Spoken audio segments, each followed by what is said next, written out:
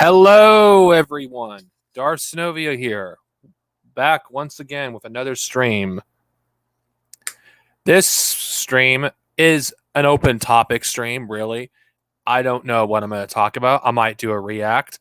I don't know what I'm going to do right now. But considering the fact that this is a stream that I do like once a month, or I do something very open, so who knows? Any topic that you want me to discuss somewhat, except personal stuff, that's off limits. But other than that, I'm willing to discuss whatever you want, and I may react to something. Who knows? Now, before I get to do anything of interest in this stream, I'm going to just wait for my audience to show up and start commenting because, well, you can't really do a stream without an audience. Hey, Eagle Sis, what's up? Now, if anybody wants to go on stream, you guys are welcome. Just let me know if you want to be part of it. If you just want to be part of the audience, that's fine too. Oh boy. Well, I don't know if any guys are. I think all of us have seen it, but I saw Infrared's debate with Xanderhall, Destiny, and Vosh, and holy shit, he destroyed them. Holy shit. You want me to invite you? I'll give you an invite. Now, unlike that disastrous stream I did, where I invited those certain individuals, I'm not going to do that this time. So, first, oh God, please, oh God, I hope my internet isn't fucking up on me. Okay. Sorry, I don't have necessarily the best internet. Okay, I'm just going to copy. All right, if anyone wants to join, I'll just put it in. I'll just put it in the description. I mean, that debate with fucking Xander Pig was fucking hilarious. I mean, seriously, he destroyed Xander Pig. I mean, it wasn't even a contest. Infrared went all out on this stupid little motherfucker, and he got destroyed. Vosh was Vosh just like quit, like not even 20 minutes into the debate. He also destroyed Destiny. I mean, holy crap, this guy was on a roll. I mean, seriously. And as somebody that detests these individuals, it was satisfying seeing them get completely demolished. Honestly, it was very satisfying. Unfortunately, well, that did not happen. As much as I would like, I wish he was a little bit more aggressive, but whatever. It is what it is. Well, there is some stupid shit, though. I know some certain sects, for those of you who are more familiar with my Star Wars stuff, apparently, Disney literally clowned Ted Cruz, and you're having people defend Ted Cruz.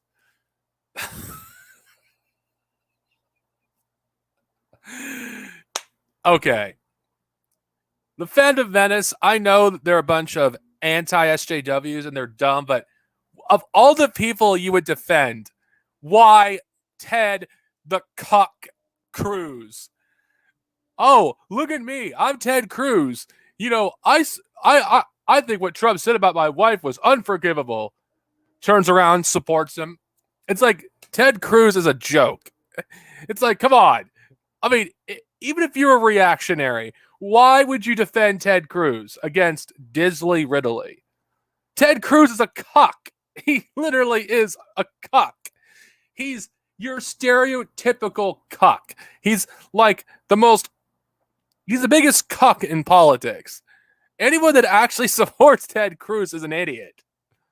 And I don't understand the logic. Can anyone explain to me in the audience why would anybody would defend Ted Cruz? I mean, if you're a chud, wouldn't you want to not defend Ted Cruz or because these people, every single thing against the SJWs, what they perceive the SJWs, they will fucking defend the cuckiest politician in Washington. Who would defend Ted Cruz? Oh, hold on. I'm going to let Anglicus on. Just give me a second. I got to put my headphones on.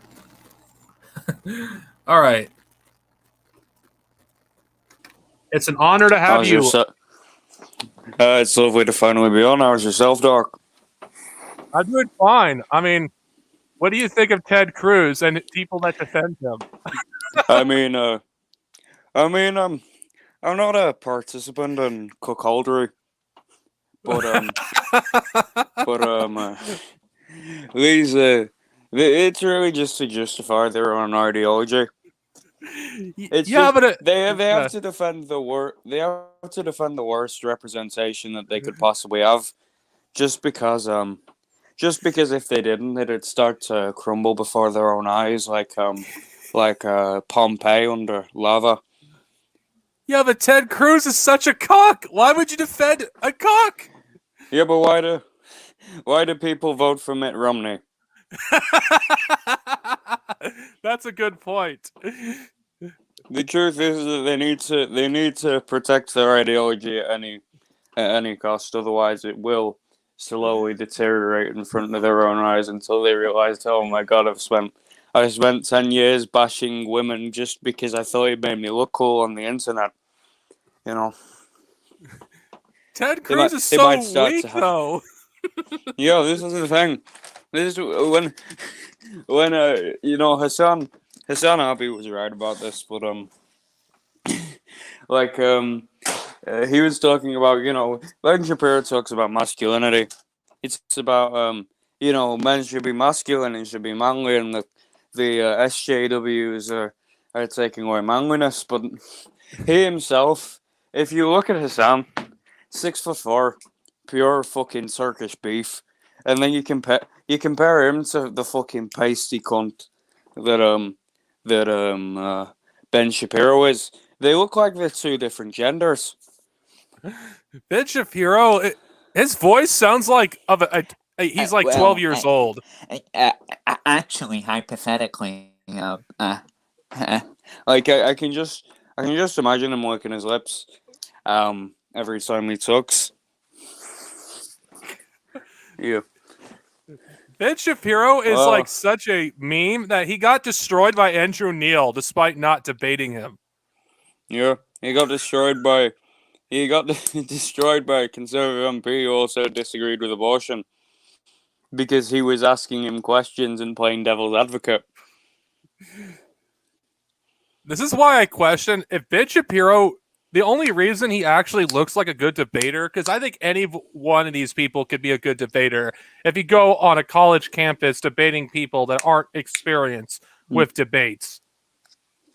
No, yeah, of course, but basically, if you're Ben Shabibo,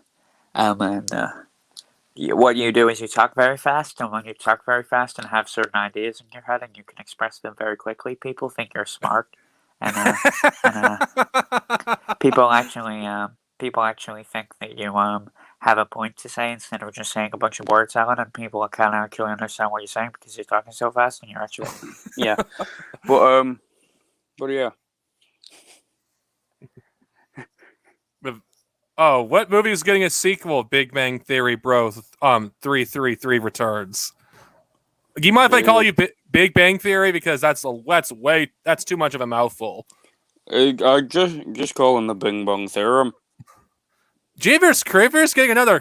Oh God, Hollywood, you're so out of ideas. Fuck. Wait till they make a sequel to the Bye Bye Man.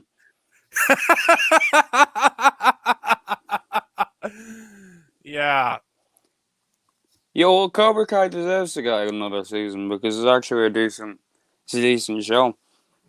I've heard good things about it, that it's a good continuation of Karate Kid.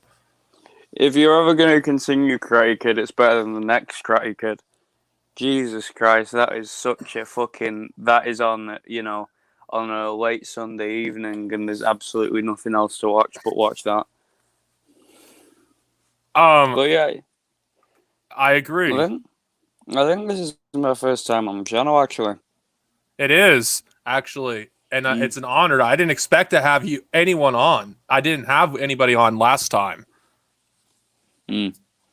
Well, I think we all have to support each other to one extent or another. Just a question: is there any videos we should react to? Because anything goes here. Let's see. Let's see. I'm trying to think. You ever Just give me the link privately, and I'll get it if Yeah. you can find something. Yeah, I'll think. I'll just check my watch later. All right.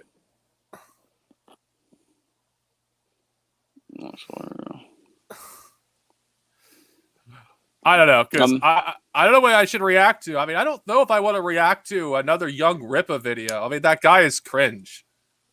I don't know who Young Ripper is, but I think I would prefer not to know who Young Ripper is. Let's just say he's an anarcho-capitalist, and his music is the worst you'll ever hear. All his music is anarcho-capitalism. Oh, anarcho-capitalism, the ideology that I find less tolerable than fascism. Wow. I don't consider them that far removed from fascists. No, they aren't. They aren't. They'll talk about the fucking free association of peoples, blah, blah, blah, etc., etc. It's all fucking bullshit. Yeah, it is. But, Gina Carano. Oh, never mind. I think he's. Oh, yeah. Sorry. I know which one, because the Gina Carano scandal is pretty big, to be fair. I honestly don't think most people care outside the chuds. The thing is that, like, I don't trust Twitter with, old Disney. I don't give a shit about her, but I definitely don't trust them. And, whether I like her opinions or not, which is no, I don't like her opinions. I just don't. I suppose I will never trust any of those platforms with that level of power. Well, Gina Carano wasn't fired out of the goodness of Disney's heart. They don't care. No. It's publicity. Look how they treat their black actors. Mm. Yeah, they treat them like crap. I mean, John Boyega was treated like crap, honestly. I haven't read up on that stuff. Well, I'm just telling you that Disney doesn't really have a good history. Not to mention, their founder was an anti-Semite. So it is pretty hypocritical to fire someone for that when they, have a history of racism in their films. Well, the truth is that if we talk about the Jews in a way, that's us being correct. If some woman gets to say, nah, I'm not gonna go there. Oh, you want to hear Tupac talk as a part of the New African Panther Party? Oh, sure. Yeah, I'll pop that in. I'm just sorting out my belts because everything fucking fell over in the side of my wall. God, fucking piece of shit. But yeah, I'll pop one. Remember, everybody, Tupac was a communist. Tupac, he was pretty radical for his time, and he was murdered. There's no denying that. No, yeah, it just depends on who he was murdered by. He was definitely murdered because he was shot in public. Well, it seems like all these people that are black radicals, they always get murdered by the government in some way because they don't want a black messiah.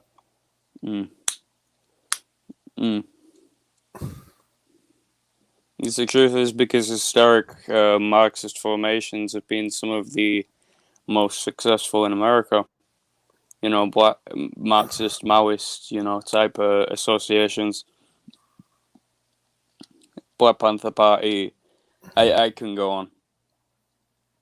By the way, if you see another me join the chat, that's not you don't have to let that in. I'm just posting the link privately. All right.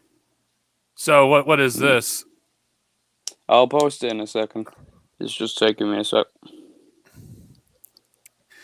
Is this gonna be cringe we're reacting to? No, it's good. Oh, okay. I want to treat myself. Okay, that's another. Yeah, okay, that's not you. The one in the waiting room. You don't need to pay attention to. I'm just trying to fucking. There you go. There's the link. All right. All right. Okay, I'm just going. I don't want to accidentally get myself out of my own stream, so I'm just got to copy and paste. All right. It shouldn't take too long. I wonder what I'll have to show my audience, but let's see. What is this? You'll see it pop up. Okay, I'll just wait. I'll just wait for it to load. So, okay, this is going to be decently long. So I'm just going to share screen. And that's part one. All right. I don't know if I'm able to share the whole thing, but I can at least show parts of it to our audience. All right. There it is. I mean, 10 minutes isn't that long. All right. Well, I gotta. Okay, I want to zoom up because obviously I want people to actually see it. Okay. Hopefully, people. Now, we're speaking with Brother Tupac Shakur, who was the national chairman of the New African Panthers. My name is Bomani Bakari. The program is indeed Round Midnight. Now, we all have African names, and so many brothers and sisters have yet to progress to that level. They may not understand that where they got their slave name from in the first place. Again, how important is it? I usually put most of these at 1.25 speed. I must confess. What? I usually put most of these at 1.25 speed. 1.2.5. Okay, that would probably be a good idea. 1.2. Okay, that'll do. 1.5 I can listen to. Perhaps your parents gave you an African name at birth. Is that not correct? Indeed. Now, how important, how difficult was that for you, being raised in the African American community with an African name when a lot of your friends walk around with Barrys and Joes and Susans and everything? I believe that the New African Panthers are about serious freedom, really reaching out and embracing serious freedom. If you truly want serious freedom and serious liberation, and you want to have self-determination, how can you do that with the name that somebody else gave you? You know what I'm saying? The name from a person who didn't even respect you. You know. So when my mother gave me Tupac, I felt as though she literally liberated me at birth, cut the ties off me at birth. And set me free, set me on the path to righteousness. And with Tupac, growing up with that name, when I was a kid, I did stupid stuff. What's your name, Joe? I didn't want that bright star within me, But now I embrace it because it gives you character, Every time I say, what is your name, Tupac? I have to say, what does it mean? You know what I'm saying? Why does that name? And it's good. It gives me a chance to express myself and express what I'm about, what I'm going to do. With a name like Joe, who cares what it means? You know what I'm saying? It means nothing. Joe Schmo. You know what I'm saying? So it comes. What it does actually is liberate you and lets everybody know that you're breaking those chains that this whole society has put on you when you came here. They gave you the wrong, they gave you wrong religion, your wrong name, wrong, switched everything around and put you in the society. So basically, I think that I'm not trying to put anybody down if your name is Joe. I'm sorry. But, wait. Or if it was Joe. Yeah, it was Joe. But on the strength, it should shock you. It should make you feel depressed. And it should make you feel bad inside walking around with some other person's name. You need to drop that and liberate yourself and really pick your name up. Because they told you your name was stupid when you came here. That's a dumb sounding name. You know what I'm saying? And so now okay, Joe, Jay, so pick it up. You know what I'm saying? It's about that time. It's about that time. It's not all about just having an African name. Because I met the sister, she said, my name is, Jody, but I want an African name, because it's the end thing now to be positive. But don't just get an African name, get an African brain. You know what I'm saying? It's all about educating yourself first. Don't walk around with that name if you can't defend the ideals and if you don't even know your culture. You know what I'm saying? So It's not all about just being, Akinyele or Tupac or Yaki Caesar. It's all about Bomani or whatever. Right. It's all about having the brain to back up the name. And also, we could extend that to the wearing now of African. And a lot of brothers don't even. My own son, I can't even throw stones without letting him come home. He wanted one. I say, son, can you name me 10 countries? He couldn't. So he didn't get one until he at least named me 10 out of the 26 that exist. So it's important, again, that we know and recognize who we are as Africans before we, again, can embrace that whole philosophy. But that's a good point. And it's well taken, hopefully, by a lot of brothers and sisters out there who are still walking around with the slave master's name and refuse to give it up for one reason or another. And I guess that brings me to my whole point about throwing off the shackles of Americanism. As young brothers, how have you managed to do that? I mean, you see, the society has said that you all are crackheads, that you all are baby makers, that you all are criminals and felons and gang banging and wilding and whatever part of the country that we find our brothers and sisters in, there's a negative connotation. Again, you yourselves personally, what's inside of you that makes you walk away from stuff that your peers perhaps are into on a daily basis that you may know? well, all praise due to Allah. He gave my mother the foresight of what this country would give to me and try to instill within me. So she gave me much history from starting from birth. And so I was raised knowing that I came from a great culture and a great people. And I was raised loving, my people and knowing that we was meant to do more than stay high and get by. So it wasn't like, it was never no doubt. It was never any doubt in my mind whether or not, I came from a great race and whether, there was no comparison with the pale, So getting by is hard. I'm not gonna lie to you, going through the streets every time, because a cop will stop you. They stop if you're black and you walk in and, you get stopped. So they always stop us, they'll question my friends, what's your name? What's your name? What's your name? My name is, Anthony. My name is Father. And I had to go, oh my God, what's your name? Tupac Amaru Shakur. And they go, hey, where's your ID? What are you doing here? Extra special harassment for me, because they know I'm not getting high, They know, and that's why I want my new African brothers and sisters to know that, because if you have that name, if you have that brain and that idea, they know that you positive. They know that they should fear you. They should be scared of you. So that's what it's all about. Basically, is breaking those chains. It's going to be hard. I'm not gonna lie, it's going to be hard, but it was hard for those before us. When they did it, people made great sacrifices for us to get this far, but not for us to be weary and not for us to be scared. Talking about it's okay now, everything's fine. What are you talking about? It's over. It's time for us to really get with it. If you'd like to engage us in conversation, why don't you please give us a call here at 523-8989. If you have a question or comment, Brother Tupac Shakur, again, is the national chairman of the New African Panthers. My name is Bomani Bakari. The program is Round Midnight. 523-8989. Please turn your radios down when you're enjoying us in conversation. Hello, you're on the air live with This is some WRFG. pretty deep Please go right stuff. ahead. Yes, I'm a brother, and I've listened to a lot of movement speeches on RFG station. And I like to know, how can I get involved in this black what is the Panther movement? New African Panthers? Yes, Brother, you talking about the New African Panthers? New African Panthers, I'm sorry. That's okay. We're having a meeting tomorrow at 3:00 at Woodrow's Library, room 302, and we would really appreciate it if you could come. And you'll learn a lot. But this is fucking Hello, on the air live with WRFG. Question or comment? What does it take to be a Black Panther? Okay, to be a New African Panther, what you have to be between the ages of 13 and 25, and it just takes for you to be willing to read and learn about your history and to sacrifice some of the negative things that you may or may not have been doing in your slave existence. Oh, okay. Okay. Hello, you're on the air live with WRFG. Question or comment? Yes, I have a question to ask. Yes. I'd like to commend you brothers also for your work that you're doing. Thank you. And second, I'd just like you to briefly maybe say something about the Black Panthers of the 60s and therefore, and then tell if you're progressing from that, if there's any changes that's making from the Black Panthers in and what you are planning to do soon.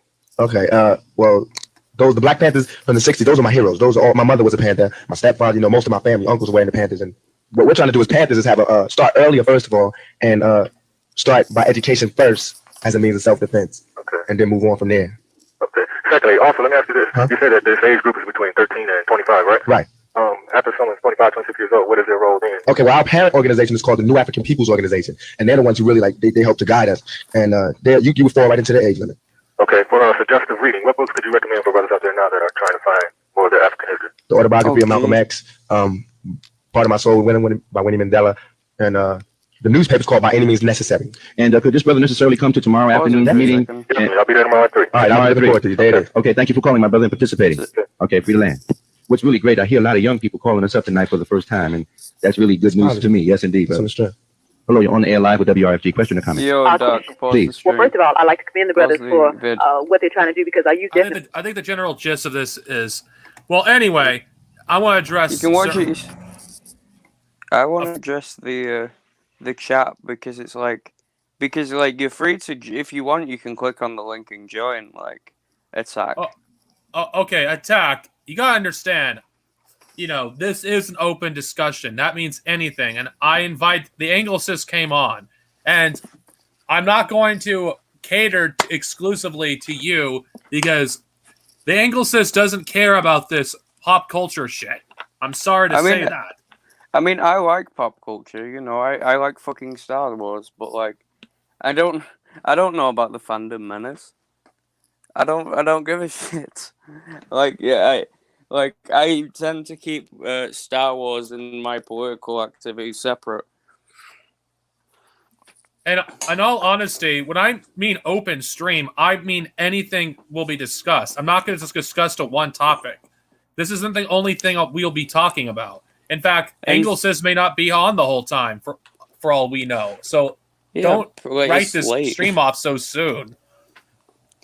But I would like to, because I wanted to talk about the class politics and the fact that Tupac was a fucking revolutionary, and that you can get that from his music, and threatening to unsubscribe, that'd just be your loss, you know, man. Like, the whole purpose of this stream is to be able to talk about whatever subject I want and whatever guest that comes on. I'm not going to cater to you. I'm not going to cater to anybody. If you don't want to watch this, then don't. That's I'm not catering to just one part of my audience. My audience that watches me, they like me doing this. Yeah, sorry, this part that just really pissed me off. That just really particularly pissed me off. It pisses me off because I treat my guests with respect. I'm not gonna talk about shit that they don't care about. If I'm alone, I'll talk. I'll address what you are asking me to attack. But until Anglicist is off, I'm gonna try to work with my guest of whatever he's passionate about. Yeah, like I don't like I have knowledge of Star Wars, you know, like it's not like I'm unknowledgeable about like pop culture topics, but like, you know, generally like hell, I'm very knowledgeable about comics and could discuss that, but like the truth is that like you know the political YouTube channels that it tends to talk about fucking, you know, politics and like.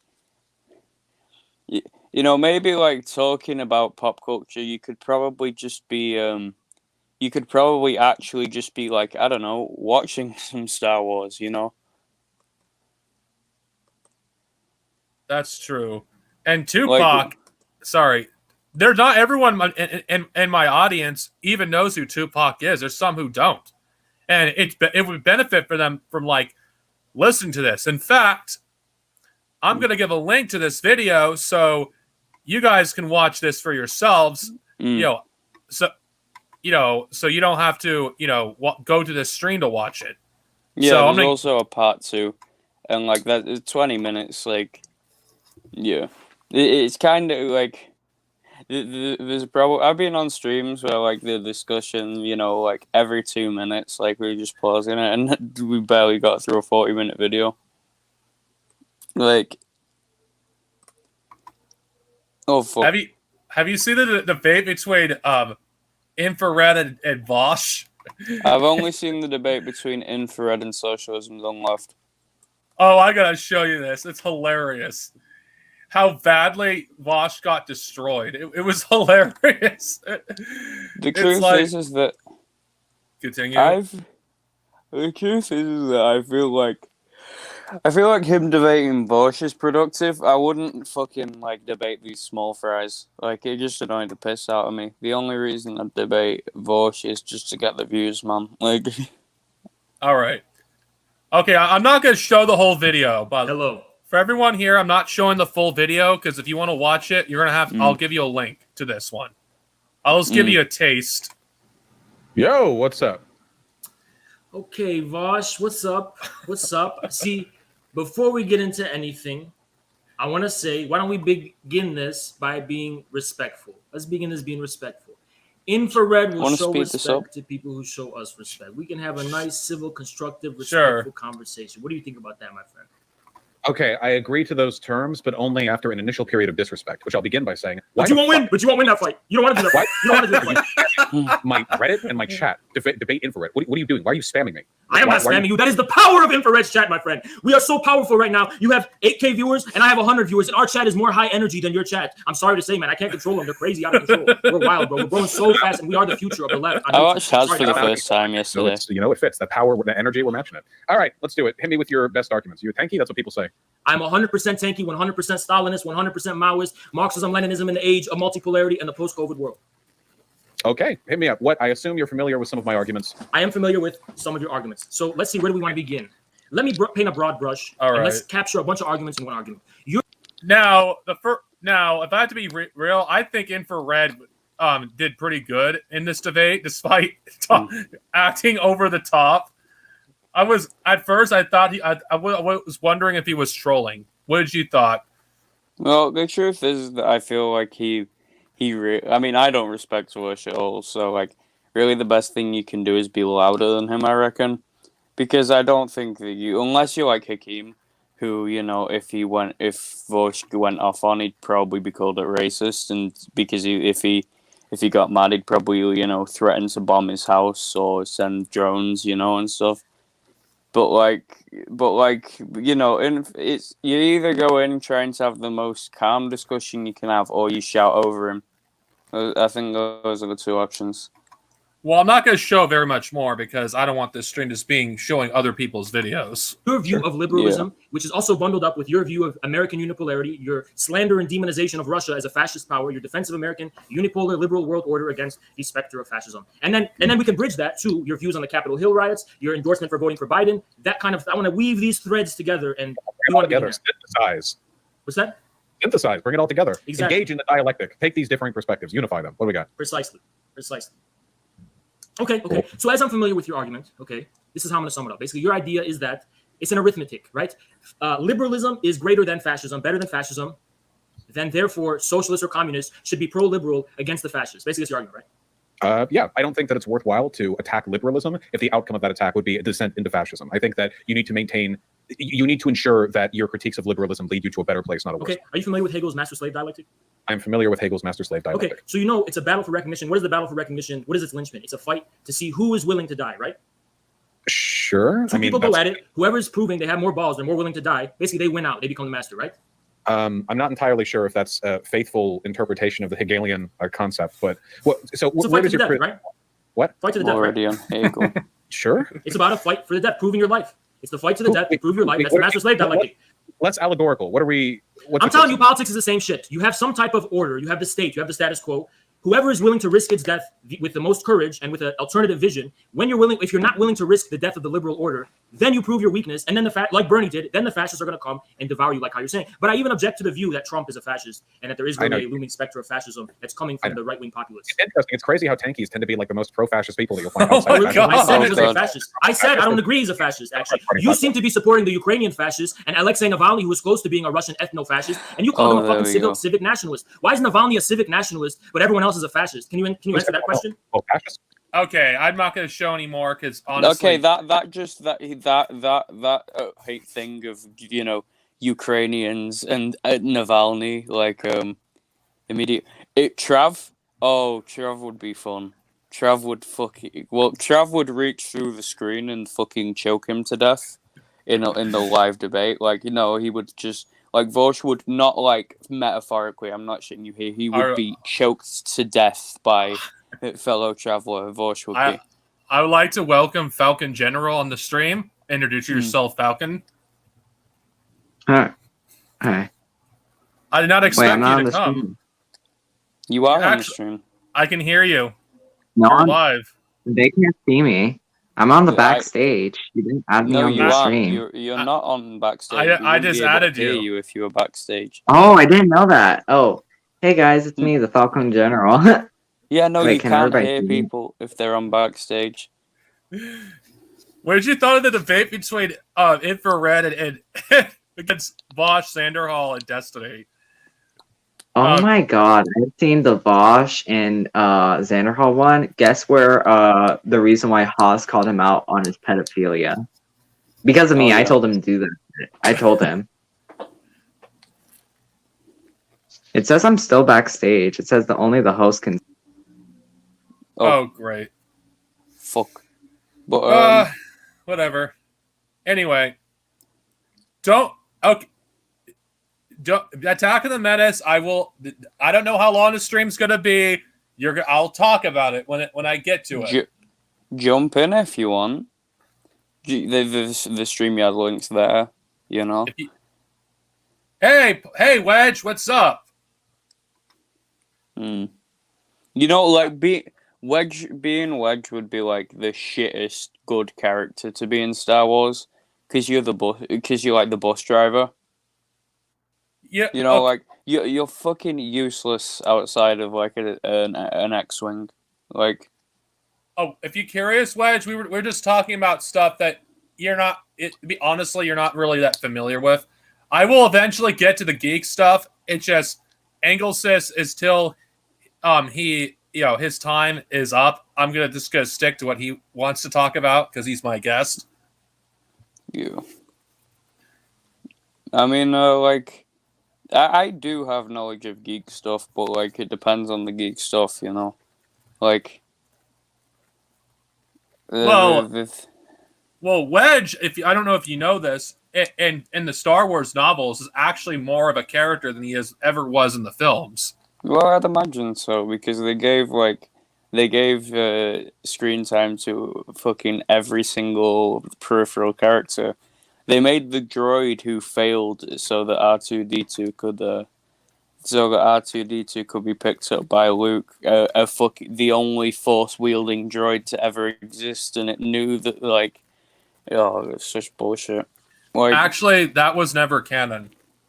it was in Legends, it wasn't it? There was a thing in Legends called, they were called infinite stories, where they had stories that were way out of whack that weren't, like, Star Wars tales were never really canon to Star Wars. There were some rare exceptions, but skimping the droid was never canon, even when Legends was canon.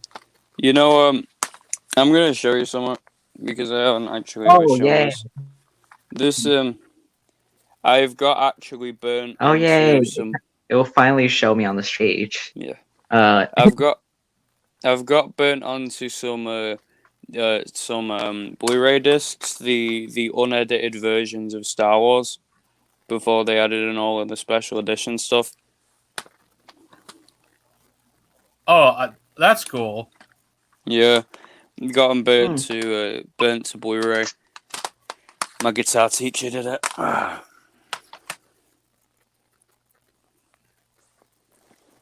Oh yeah, like What? Oh, so what did I miss? Nothing. Because I remember, I just only saw that you. We looked at some Tupac, and we looked at Tupac talking. Ooh, great. He was actually the one of the chairman of the New African Panther Party back in the 90s and 80s. Before, the 80s. Before these stopped in the 90s. We weren't talking about Martin Luther King, no. And I was briefly showing a clip from that hilarious debate with Infrared and Vosh. Oh yeah, it's kind of funny. Oh yeah, can I tell you something that happened? Sure. So I was about to do party work, but when I told my dad that I joined the party, he took away my phone for almost the whole day today, and I had to tell I'm okay to basically tell them to deny my application, to not accept my application. Why? Because my dad didn't want me joining any organization, and yeah, but why don't you go behind his back? Is my point. Hold on, guys. I think this is a conversation that's best left private. Oh, I'm just gonna say this as an example. He's the United States. I'm Cuba. That's why. He'll put sanctions on you, I see. Yeah, because I'm restricted. So, So yeah, that's what I'm gonna say. Do you have anything we can react to, Falcon? I don't know, but let's see. Is there any cringe? I mean, I'm all for the cringe. I mean, go look There on was Dev's this channel. one video. There was this one video that I remember an accent watch where it was showing this Australian leftist said Mao, Stalin, and the tankies. Let's react to that. Well, I will actually be taking my leave in a minute because it's late and I have more productive things to do, like drink and read Stalin. You know. I'm fucking with you. I've enjoyed my time. It's just that, like, you know, I only have so much of it. All right. Yeah. Okay, you want to what? Okay, well, just give me the link, Falcon, and we could react to it. I'll try. Okay, I'll be right back. Can you guys still hear me? Yes. I can hear you just fine. It's being lovely Now, being on. All right, it was an honor you having you too. on, Angel. Peace. God, I hope it's not the last time. Oh, it won't Peace. be. Yeah. I doubt that. One thing, I'm thinking Um, of reaching out to somebody. I'll tell you privately. Pardon me. Sorry, I just saw the I'll chat. tell you something privately. Oh my god, trying to send it to Dark Zenobia, but I have so many notifications on. Just send it to me on StreamYard. I sent it on to you on Discord, but I'll send it on the private chat. All right. Okay. Well. Or hold on. Okay. First, I gotta hold on. Give me a second. Yeah. Okay. Now, since we're in the prelude from, one part of the stream to the next, I will address. I haven't seen the latest episodes of WandaVision yet. Attack of the Menace. I've been focusing on other things, but what I've been watching of it so far, I enjoy it. I enjoy the show. I think it's really good. I'm looking forward to, watching more of it. And honestly, I don't know where the stream's going to go. And at this point, for me, considering it's literally open topic, so anything can happen. I could go from a political topic to a nerd thing. Who knows?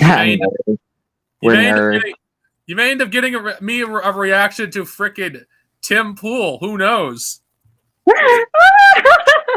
Oh my god. So can I say something? I've been reading Settlers, more like listening to an audiobook. I'm on the second chapter. The book that Dangus tell me not to read. Dangus are like the most annoying fucking communists out there. I fucking can't. I don't even believe they might be even communists. Some are maybe, but the others, market socialists. You know what market socialists are? Market cap, mostly just capitalists, really. The thing I cannot stand with Dangus is they defend everything about China, even stuff that you shouldn't be defending. Like, okay, the Uyghur situation. Okay, the Uyghur situation. I have no comment on that. I feel like we shouldn't be fucking standing. What was that word? Simping for China when we don't fucking live there. It's fucking stupid. It's like, this is the reason why communists online are fucking weirdos. Can I say something automatically off the bat? I believe basically the CIA is trying to do trying to use them to destabilize China to stop their Belt and Road Initiative, so they could still to basically try to delay China's empire. Basically slow down China's process of doing more imperialism and becoming the world's #1 empire, so the United States can stay as the world's #1 empire for a little bit more longer. That's what I believe. Well, okay, let's not talk anymore about the Dangus. Yeah. I just think they're a bunch of weirdos. Yeah.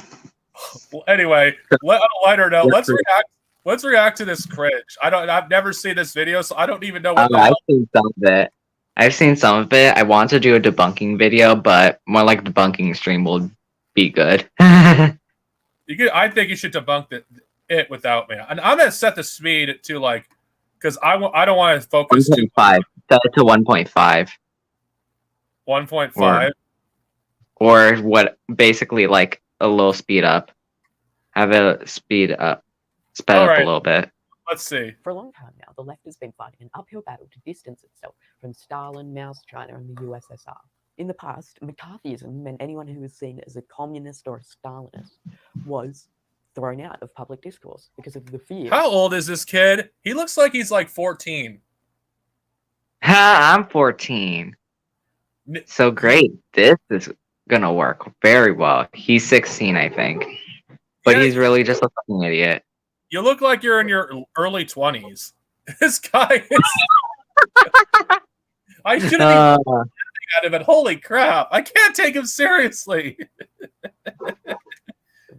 country, the US, ending up like the Soviet Union. And now insults like comma or commie are used to shut down leftist thought.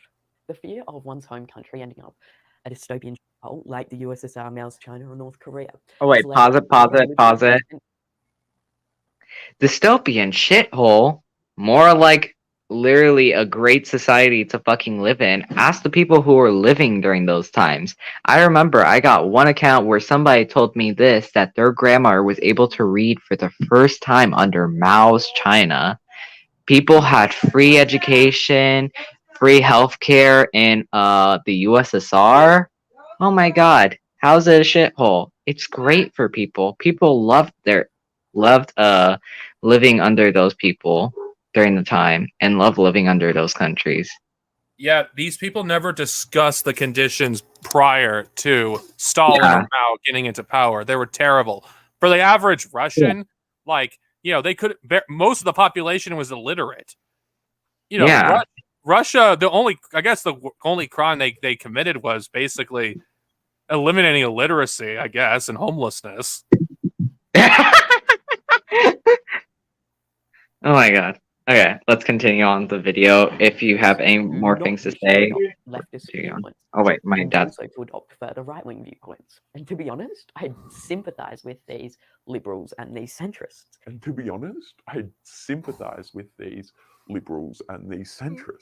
Wait, what? Sympathize with these liberals. Incoherent ramblings is a rabid liberal sympathizer.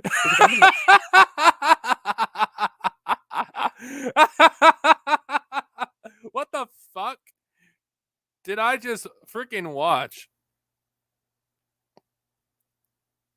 A reaction video. Literally, we're reacting to literally a breadtube wannabe. Oh my In god. Australia, this. I sympathize with the centrists. It's like, what the fuck? Literally.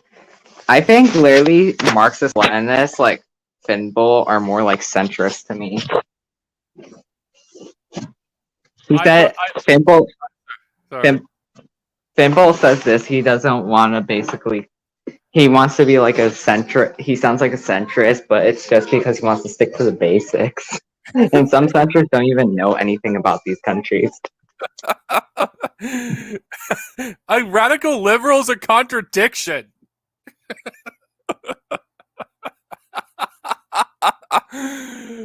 Oh my god. We should continue. Left, there is a lot of USSR apologia and USSR idolization. So I sort of get where these liberals and these centrists are coming from, and I really think you should too. And if you're one of the leftists who is a USSR apologist or thinks the USSR is a good example of sort of the left in action, or Mao's China is a good example of the left in action, then this video is for you. Now, I am an anti-revolutionary, petty bourgeois, Trotskyite revisionist radlib. So I brought my friend to explain the reason why promoting the USSR or Mao's China as good ideals of leftist thought is a bad idea. Comrades, if you want the average proletariat to join us in arms against the bourgeois, you must not be talking about and glorifying the actions of Stalin and Mao and our other glorious leaders, because these people are synonymous with violence, death, starvation, and poverty to the average proletarian. Therefore, you may not talk about these in the public space. The problem isn't optics. You actually need to denounce Stalin and Mao and the Soviet Union and Mao's China. Why would they denounce glorious leaders like Stalin and Mao? Get out, you bootlicking scum. So not even the imagination. Oh my god. This is a caricature. We don't defend Stalin or Mao because, you know, we defend everything they've done. We defend it because of their legacy, what they've done to socialism. This is liberal nonsense. I mean, my god. I mean, seriously. So we should not learn from what these countries have done right and what they've done wrong, so we could not make those mistakes again. What is the point of establishing socialism if you're not going to learn from the mistakes of your predecessors? What is the point? Okay. Very tanky in my head and denounce Mao or Stalin. So I guess the saying rings true. If you want something right, you got to do it yourself. Part 1, my message to the tankies. So here is my message to tankies. Stalin and Mao were not good people. I know. Western imperial. Okay. What's your point? realist media. Oh my god, he really doesn't even have a point. He's just like saying this, like, oh my god, here's the reason why you shouldn't defend these countries that are great with great leaders like Stalin and Mao Zedong. Oh, Stalin on the gays. It's like, and LOL. Okay. First off, wasn't the Stalin on the entire gays. goddamn world homophobic? I think that's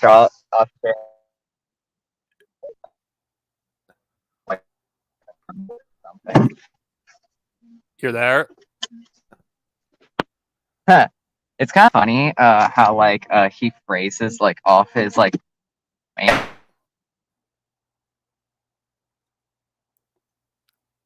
Are you there? All right. Honestly, the entire goddamn world was freaking homophobic. It's not like America wasn't homophobic in itself, or freaking Germany. I mean, this is not an argument. Personally, I think homosexuality is disgusting, disgraceful, and against the word of the Lord Jesus Christ. But I know you kids love those gays. Let's just say your glorious leader was a bit closer to my beliefs than yours. Under Lenin, homosexuality and being transgender were legalized in... What? Can you hear me? I can hear you just fine, Falcon. Oh.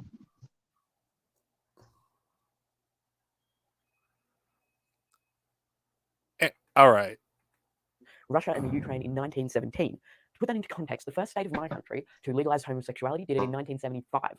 58 years after, 2 states of the USSR had already done it under Lenin. Unfortunately, your main man Stalin took away those rights very quickly in 1933, setting Russia and the Ukraine back to a similar place to where Australia and America and all those other countries were. And that decision has had a real lasting impact. It was still illegal to be homosexual in the Ukraine until 1991. And in Russia, it wasn't until 1993 that gay people got their rights back. The unfortunate truth is, Stalin set back the USSR to a place behind Australia. And even today, it's quite socially unacceptable in Russia to be homosexual. Oh yeah, Western chauvinism much. It's like, Jesus, do you not even know the historical context? Okay, I'm not defending what Stalin did was right or wrong, but it's ridiculous to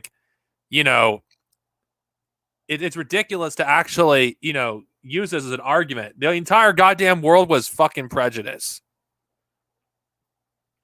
What more do you have?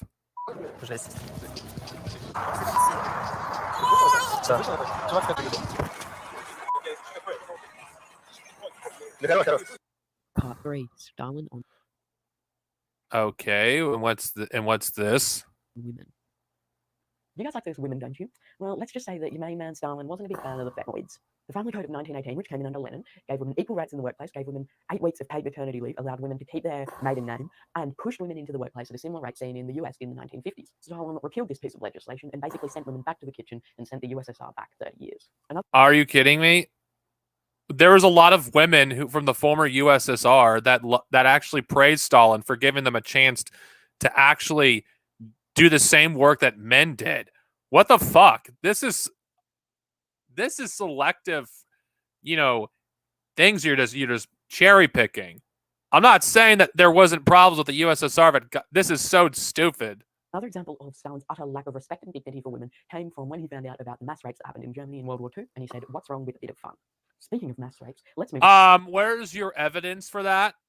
Citations? Where's your sources? I mean, are you just pulling the shit out of your ass? I mean, seriously. Evidence? I demand evidence. I mean, seriously, if you're going to make extraordinary claims, I demand extraordinary evidence. On to war crimes in Eastern Europe. Part 4, war crimes in Eastern Europe. Oh, yes. The USSR under Stalin forced 34,000 Estonians to join the Red Army against their will. Less than half of these recruits actually ended up serving on the battlefield. Most of them were sent to forced labor camps, but the mortality rate there was even worse than on the battlefield, and nearly 12,000 Estonians died in these labor camps. The Soviets sent nearly 10,000 Estonians to forced labor camps in Serbia and Kazakhstan in a time span of only 3 days in 1941. These people included women and children. Stalin's scorched earth policy led to the death of 1,850 Estonians, and in total, USSR occupation led to the death of 200,000 Estonians. The Soviet Union set up a puppet state in Latvia, and then that puppet state elected to join the Soviet Union. Just 1 year after this election to join the Soviet Union, which was against the will of the people, thousands of Latvian citizens, men, women, and children again, were sent to forced labor camps in Siberia. The Soviet invasion of Lithuania was bloody. Nearly 17,000 Lithuanian citizens were sent to forced labor camps. Hundreds of political prisoners were killed, and by the end of the USSR's occupation, 780,000 Lithuanians were dead. Poland lost over 6 million people from the joint Nazi-Soviet invasion. To put that in perspective, Sydney has 5.2 million people. That is like everyone in Sydney dying, plus quite a bit more. 1.5 million people from Poland were sent to forced labor camps in Siberia. I feel like I've been saying Serbia this whole time, and I am not going to correct it. You're just going to have to deal with it. You do know not nearly as many people died in the gulags as, other, European countries, right? I mean, Jesus, this is literally cherry picking. In Finland, the Soviets killed an unknown number of people between the years 1941 and 44. What is known is that 3,500 Finnish prisoners of war were taken into Soviet custody, and nearly 40% died from starvation or hypothermia. In Germany, seriously, where is your sources? 200,000 people died due to forced labor by the Soviet Union. An additional 120,000 civilians died in the Battle of Berlin, and anywhere between 200,000 and 2 million women were raped in the aftermath of said battle. In Yugoslavia, 121 cases of rape occurred by the Red Army, almost all including murder, and 1,000 assaults occurred by the Red Army. The war crimes of the Soviet Union under Joseph Stalin are real, not just Western propaganda. Part 5, the Gulag. Oh, Gulag. I do have a question, though. What about the war crimes committed against the Soviet Union? What about all the people the Nazis murdered? Jesus. Being put to forced labor in the gulags meant sleeping on wooden planks, little or no food, little or no poor clothing at best, little or no insulation at best, poor housing, and overcrowding to the max. I think the mental torture of the gulag is best summed up by V.T. Shalamov's dry rations. Each time they brought in the soup, it made us all want to cry. We were ready to cry for fear that the soup would be thin, and when a miracle occurred and the soup was thick, we couldn't believe it and ate it as slowly as possible. But even with thick soup and a warm stomach, there remained a sucking pain. We had been hungry for too long. All human emotions, love, friendship, envy, concern for one's fellow man, compassion, longing for fame, honesty, had left us with the flesh that had melted from our bodies. Oh man, gulags may have been evil, but they were necessarily evil to keep economy going in the face of Western imperialism. That's not actually true, my friend. You see, most historians agree that the people in the gulag were so starved they couldn't even be productive to the Soviet economy, let alone the fact that if they weren't starved, they could be extremely productive to the Soviet economy. Part 6, the whole... Oh, God. Okay, first off, this is a lot to unpack. Okay, about the gulags. And I'm just going to say this.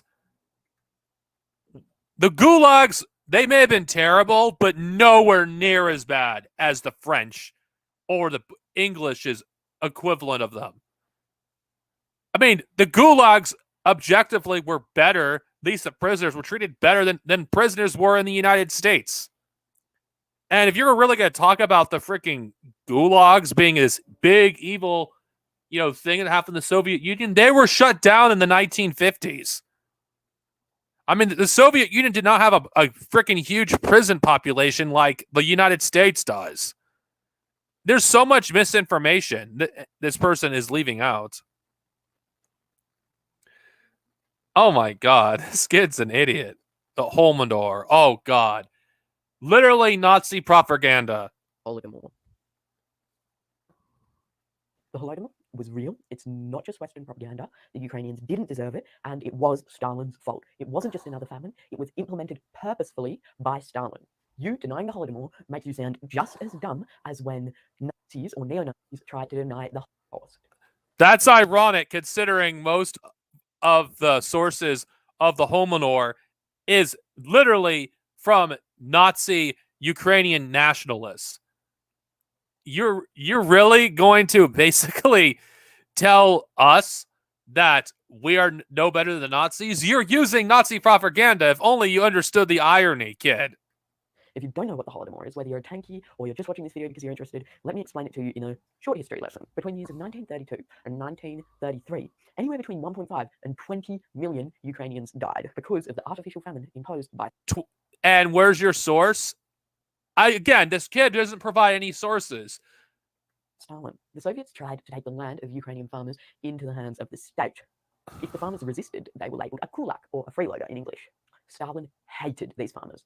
So, to spite them, he imposed unrealistic expectations of the amount of grain they would produce. And when they didn't meet those expectations, Stalin seized the entirety of their grain. This led to a countrywide famine at the hand of Joseph Stalin. Cannibalism, murder, the consumption of roots, barks, leaves, and the live burial of children was not uncommon in the Ukraine under Stalin. Part 7. Mao's Great Leap Forward. I'm okay to be okay. That's a lot to unpack. As for Mao, I'm actually am gonna skip this because I don't know. My knowledge on China isn't as hot, isn't as much as the Soviet Union. So I'm just going to stop here. If I had somebody else who actually knows Mao's China, I would continue, but I can't. I don't know anything about Mao's China, so that's something on Unequipped to talk about. Okay. Now, what else am I going to do in this stream since the political portion is done for now, unless I get another guest? I'm just going to see if I can react to something. Because I know earlier in the stream I talked about Ted Cruz being a freaking cuck. Well, let's see what the Phantom Menace, if they're defending Ted Cruz. It's going to be hilarious if they are.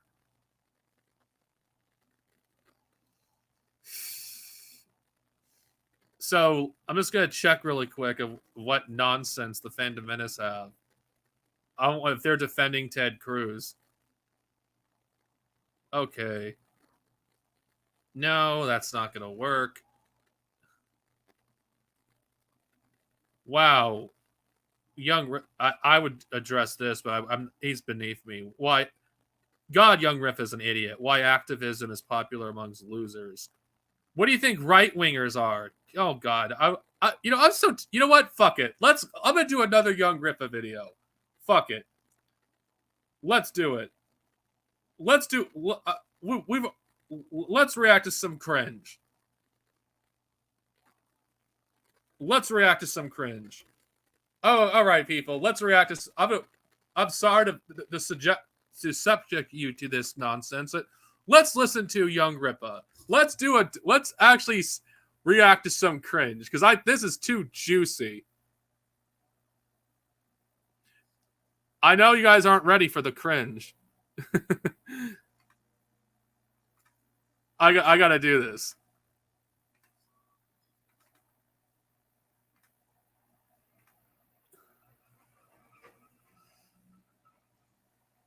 Quick video. Talking Point and I've addressed this plenty of times, and some of you guys know this, but some of you don't seem to understand what's going on here. And activism has certainly been the new thing to do.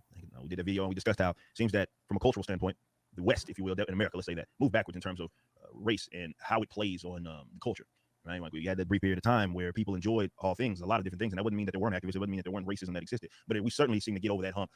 You consider America's history, and a lot of people were more not even just open, like interactive and sociable, and just we weren't worried about that as much as we are now. Which though we've advanced, we've seen to move backwards in that regard. So what you need to understand is that activism is one of those things that a lot of useless people, and I mean this in the most blunt way possible, it gives them meaning. We talked about. Interesting. Isn't that what you're doing? Honestly, don't you see the hypocrisy? You want to build a, anarcho-capitalist society. Don't you find it a little ironic that you call, people who are activists losers when you're doing the exact same thing? Oh my God! If only you understood the irony. About this the other day on the show before. If you're watching us, you should be watching us at 12 p.m. Central throughout the week. We discussed how a lot of young folk, and when I say young folk, include myself and younger, people that would generally be, no matter what, millennials or even younger, especially younger. And you see all of these folks when it comes to these different protests and all these different forms of activism now that they feel like they have to use. Is why they hijack some of the properties that you guys know and love and grew up on, and they run them into the ground because they want to emphasize and hyper-emphasize more so their political and social preferences because that's important to them. How could people who have no power hijack these properties? That doesn't make any sense. How could a bunch of people who have no political capital or financial capital hijack these properties that you're talking about? Are you actually going to elaborate on this? Right, and they feel like they have to do that. Like that's a necessary thing. It's because they have no meaning in their own personal accomplishments. We make it easy for you. Wow. Elitist. Fostered by a lot of different avenues, particularly personal accomplishments. Right? And this is something sort of just manifests itself in this way. Now, it's been fostered by a lot of different avenues, particularly with academia and how we force people. Wow, how out of touch are you with the current political environment? The average young person has no hope for a prosperous future. And you are actually going to... Oh my God, this is the example of middle-class entitlement, middle class people that are out of touch with reality of the average working person. Into these indoctrination camps, not just with K through 12, especially at the university level, that people now, they're getting all these worthless degrees and what have you for jobs that don't even exist and piling up all massive amounts of debt. And unfortunately, we fall to this culture where debt, motherfucker, the entire system that enables this is a system that you support in the first place. does not manifest where people go seek meaning in things that have nothing to do with actually being productive, and of value to the common man. That's what being in a market you think would be prioritized, but these people don't have that, right? Now, when I talk about that and what life is about for a lot of people, and it is about fulfillment, and I understand that, but for fulfillment for a lot of people isn't, of course, it's not the same thing. Which is why you have people that are rich that are miserable, people that are poor that are miserable, and opposite, people that are poor that are miserable, people that are rich that are just that are not. Right? At least a rich person has the financial capital to get mental and freaking help. People who are in the same position who are depressed do not. And you know what? I don't give a fuck if rich people are depressed. If I have to be honest, I really don't give a fuck. Love their life. I probably misstated that, but you get it. There's people among the different economic spectrums that are comfortable and happy with their life, where you have pill poppers of all different ages who can't seem to get through the day without feeling some kind of way. This is easy to say when you've never actually experienced extreme poverty. Right? And that's a fulfillment thing. And I'm not here to get too philosophical or psychological with it, which I know I've already have, but attempting rather to tap into the psyche of a lot of these people, you understand that why this, like the virtue signaling and all of that stuff, is so attractive to these types, and why they do it so often. It comes off as cringy and really lame. Have you never actually, been into a protest? Have you actually never actually talked to these people? This is the problem with people like you. You have such contempt for the working man that you don't actually understand why these people protest in the first place. And corny. Well, it's because that's what they feel gives them this sense of belonging. A lot of folks of these people are miserable people, man. They are miserable, lousy, unproductive, loser people. Straight up. I mean, the only way that I can say that is to. And okay, do you even know why that is? I mean, America has this as a country. Most of these people have no good financial opportunities. Most of us can't afford a house. Most of us will never be able to afford a house. Most of our generation's in debt. And you're wondering why they're miserable? I mean, this is an example of this is why libertarians, you can never actually trust them, and their words are poison. This person literally has contempt for the average working person. Demanding better living conditions, demanding better wages. This isn't being a loser. If that's the case, then your ancestors were losers for asking to be treated as human beings. Be completely honest with it, and which they don't have that self-fulfillment. They don't have that that self-reliance in a sense that they can control what is around them, and that in itself can help their own esteem. Well, how can you do that when you're heavily in debt, when you have bills piling up, you have, an eviction looming, you have to choose between insulin or food. I mean, how the fuck can you actually do this? I don't think people like you should have any room to actually talk about people being losers. This is why individualism is bullshit. It produces entitled people like this. And yeah, I will say libertarians are entitled. The average working person doesn't want what this idiot wants. What they want is to simply survive and to simply have their basic, needs met. It's that these people feel like they have to be part of something bigger. So they will what's wrong with that? What is wrong with wanting to be part of something bigger? Why is making money why is that the only reason to live?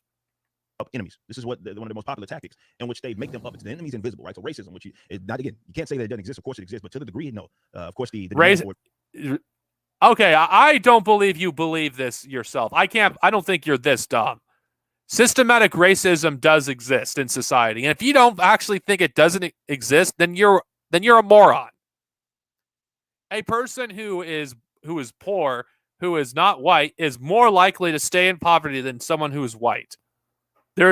White privilege does exist, and I think what you're doing is doing nothing but harming your own community, which it seems like people like you throw under the bus time and time again.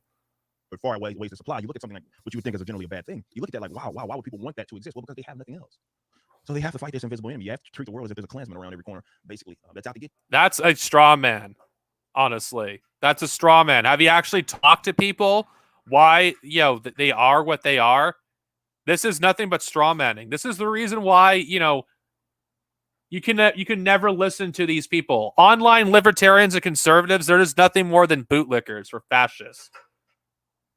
You definitely if you're a non-white person, they have to do that sort of stuff. Or the hyperemphasis of gender and sexuality and all of that sort of stuff. And now you're hurting people, and people have to. They want to feel like they have not just a sense of belonging, but they want to feel like what they're doing is part of a larger narrative here. So you wonder why something so silly like a Juicy Small, famous French actor, for those of you that don't know, could sit up there and make up a story, which I don't think people understand how bad that actually was. Completely made up a story about him being attacked by guys in MAGA hats.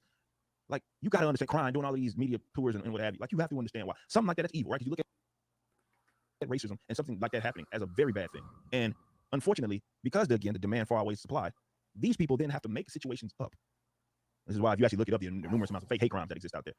These guys fake hate crimes. Where's your evidence for this?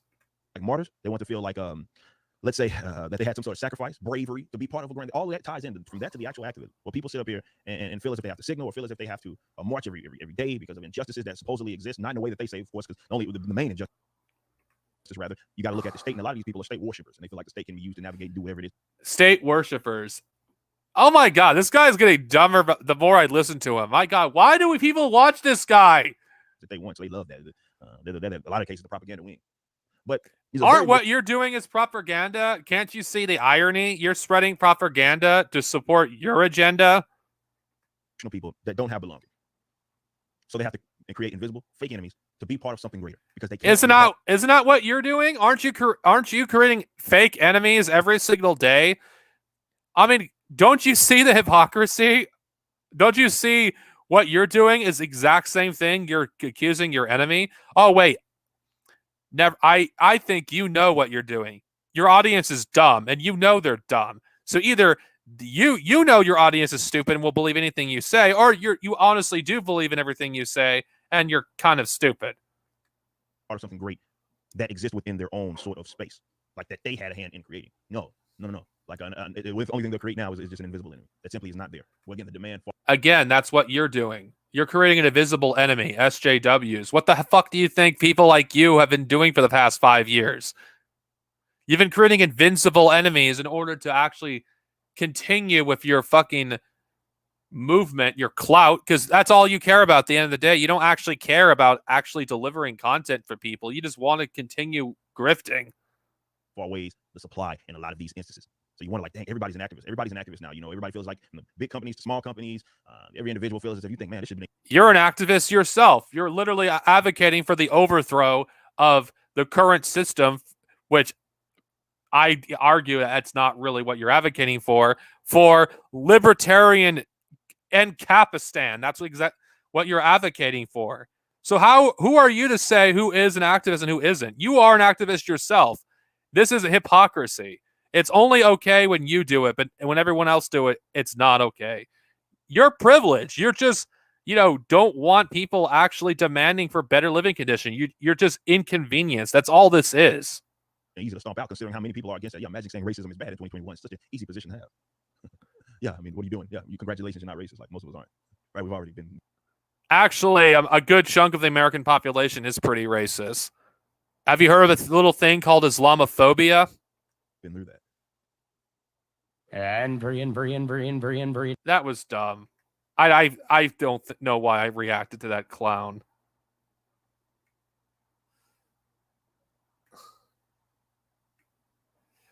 Yeah, he clearly is.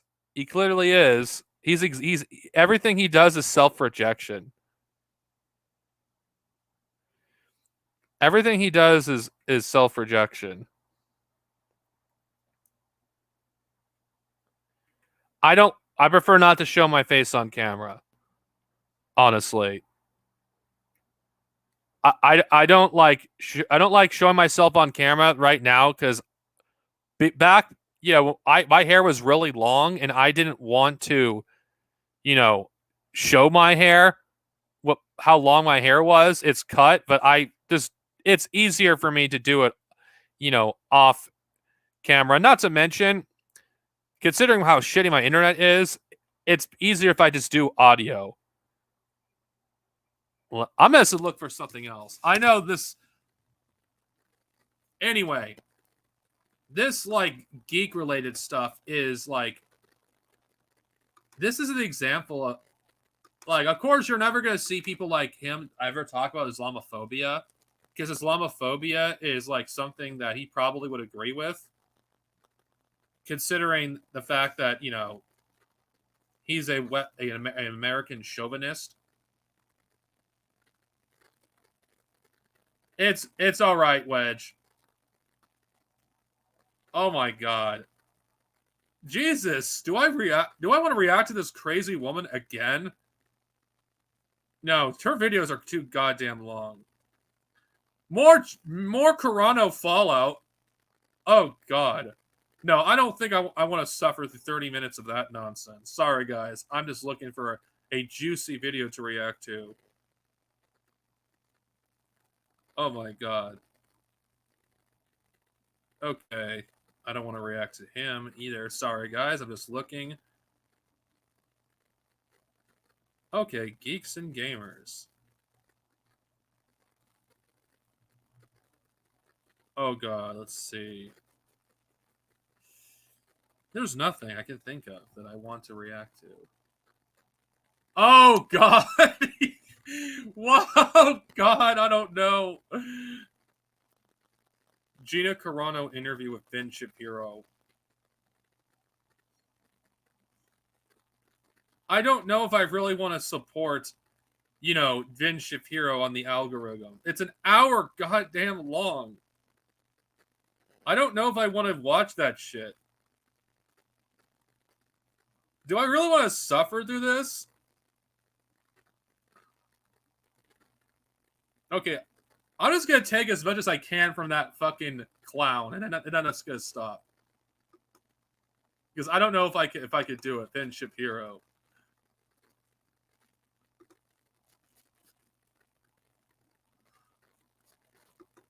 Oh, God.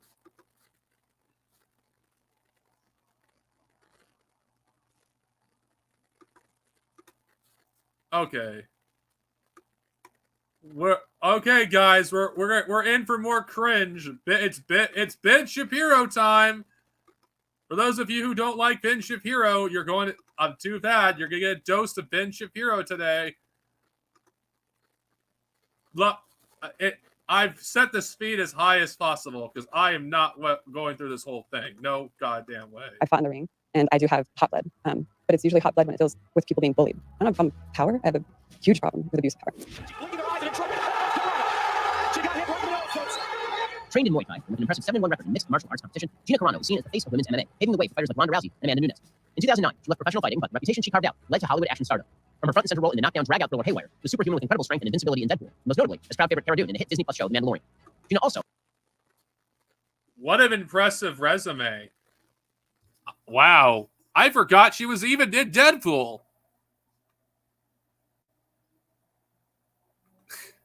happens to be a conservative. She sure isn't shy about it either. Having been very vocal in 2020 on masking mandates, voter fraud, Black Lives Matter, and a particular note right now, the silencing and outrage of those with different view. The receipt from the Twitter mob repeatedly, often using the hashtag Fire Gina Carano. Isn't it interesting how Ben Shapiro, how he always, interviews the worst kind of people possible? The hashtag swung back around last week. This time, Disney did just that. Gina has since been fired by Lucasfilm, which is owned by Disney, and has been removed from their flagship show, The Mandalorian. Their statement reads, quote, "The social media posts denigrating people based on their cultural and religious identities are abhorrent and unacceptable." She was dropped by UTA, the talent agency director. She joins us today to unpack this unbelievable move and Hollywood's hypocrisy. We discuss how things escalated to this, you should be canceling your Disney Plus account, which trended to the top of Twitter when the news of the firing broke, and whether or not this is the story that will finally break cancel culture's grip on American society. You're for cancel culture, you fucking lying hypocrite. I mean, you support freaking anybody getting canceled when they say anything against Israel, you fucking fascist, ghoul. Oh, don't even talk about cancel culture.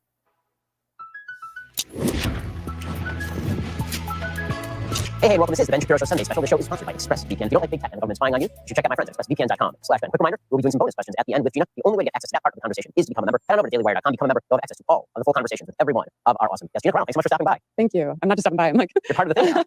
I'm coming in for the hugs. So why don't we start with the actual topic of the day, which is what exactly happened. You said before you felt like you were sort of on thin ice with Disney Plus and Lucasfilm for a while. What gave you that first indicator? First of all, why don't we start from the very beginning? First off, am I the only one that thinks that this was already planned, this interview, and Gina Carano was trying to get herself fired on purpose just for publicity? And I'm being real. I think Ben Shapiro and her had this planned the whole goddamn time, at least as far back as December. This doesn't feel organic at all. This interview is too sudden. It was obviously planned months in advance. How'd you get cast in the show Mandalorian to begin with? So I was sitting on my couch and I was thinking, I really have to take this more seriously. I have to take acting more seriously. I have to give it my all. Because if I don't take myself seriously as an actor, then who else is going to? And as soon as I said that, 5 minutes later, my agent at the time called me and said, Jon Favreau wants to meet with you. I was like, yes, absolutely. And they were like, we don't know what it's about. And so we set up a meeting, and Jon Favreau took me through. He's like, you don't know why you're here? I'm like, no, but here's a bottle of wine, and I'm a big fan. And he took me through all the concept art, and he's like, well, we're here to cast you as a part in our new Disney Plus series, The Mandalorian. And how quickly was it apparent to you that politics was going to be a problem, either in the production of the show or on set or in any way? The interesting thing I think about this whole political thing in me is I'm not like you. I've never been really interested in politics. And then as soon as I started seeing what was happening, I guess in 20. Interesting. Ben Shapiro doesn't get the question the answer he wanted to hear. Interesting. Have you noticed how SJWs on the right are freaking twisting this and acting like, oh, this proves the lies? I see nothing condemning so far. 2020. I started looking up like, well, maybe the adults don't have it under control, and maybe I'm an adult now, and maybe I have a responsibility to pay attention. And I guess when we first started having problems was it had to have been on the pronoun usage. I think was the first problem. Maybe before that. Well, because I was really upset about the shutdowns. I know what it's like to be working and then not to work, and then I know the depression that comes with not working, because my job has been on and off this entire life.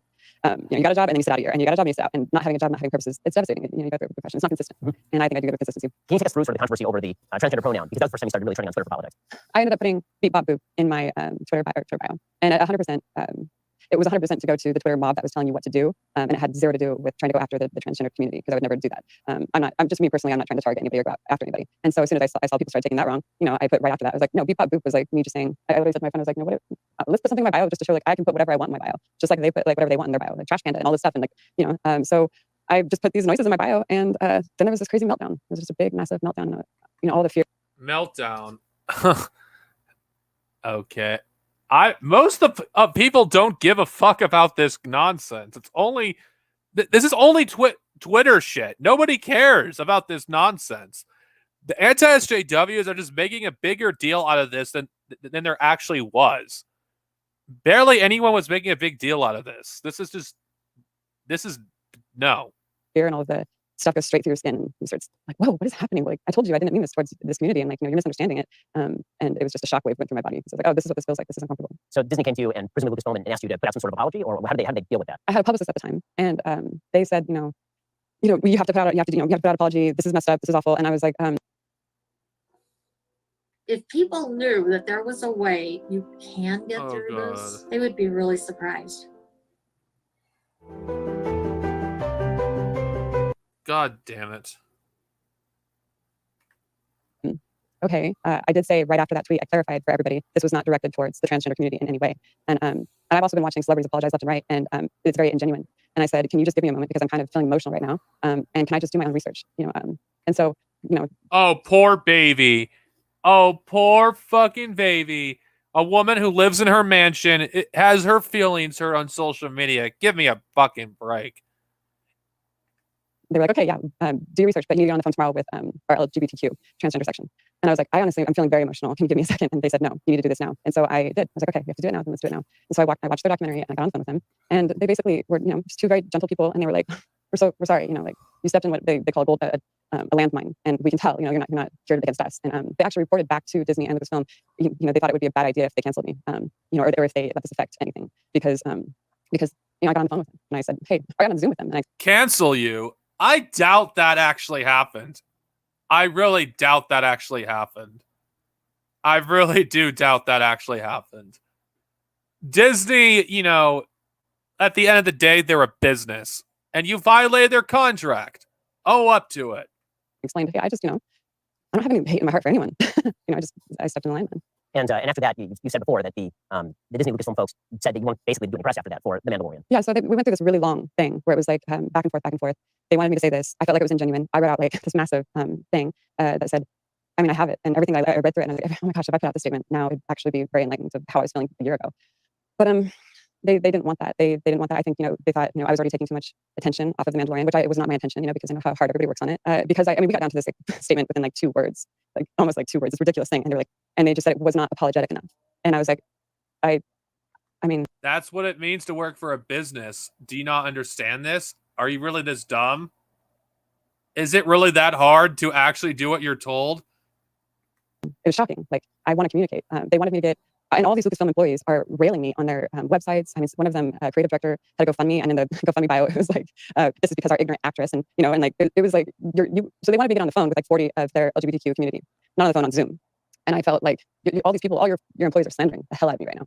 You think I want to get on a video where they can then film it, and I felt very kind of insecure about that. So what I offered them was, the restaurants at the time had, started opening back up, and I was like, let me take, 4 or 5 of them out to dinner, and it'd be a person to person. You can look me in my eyes, I can look you in your eyes, and let's have a genuine conversation. And I think it's also a bit abusive that you want me to talk to 40 people, and here 40 people, like, I have been slandering, like, and maybe not all of them have been slandering me, but a lot of them probably had. And it was just like, wait, I don't feel like I really deserve this, I mean, don't you guys see what's happening online? It's like all these bots. It's not even like faces. It's not real people. It's just, and it feels like, I don't know who these people are, children or just bots or whoever the hell these people are. Twitter rape mob. Yeah, and they're awful. And I actually asked the LGBTQ community leaders for the trans section. I was like, why don't you guys address that? Twitter mob is not interesting, Ben Shapiro. What about the Twitter mob that harasses, creators in Lucasfilm? Oh, wait, you're not going to address that. What about the Twitter mob on your side that harasses, people for criticizing Israel? What about that? I guess they're not a mob, but when it's, the people that disagree with you, simply ask to respect them, treat them with respect and don't make fun of the pronouns, I guess that is okay. I guess they're just a mob.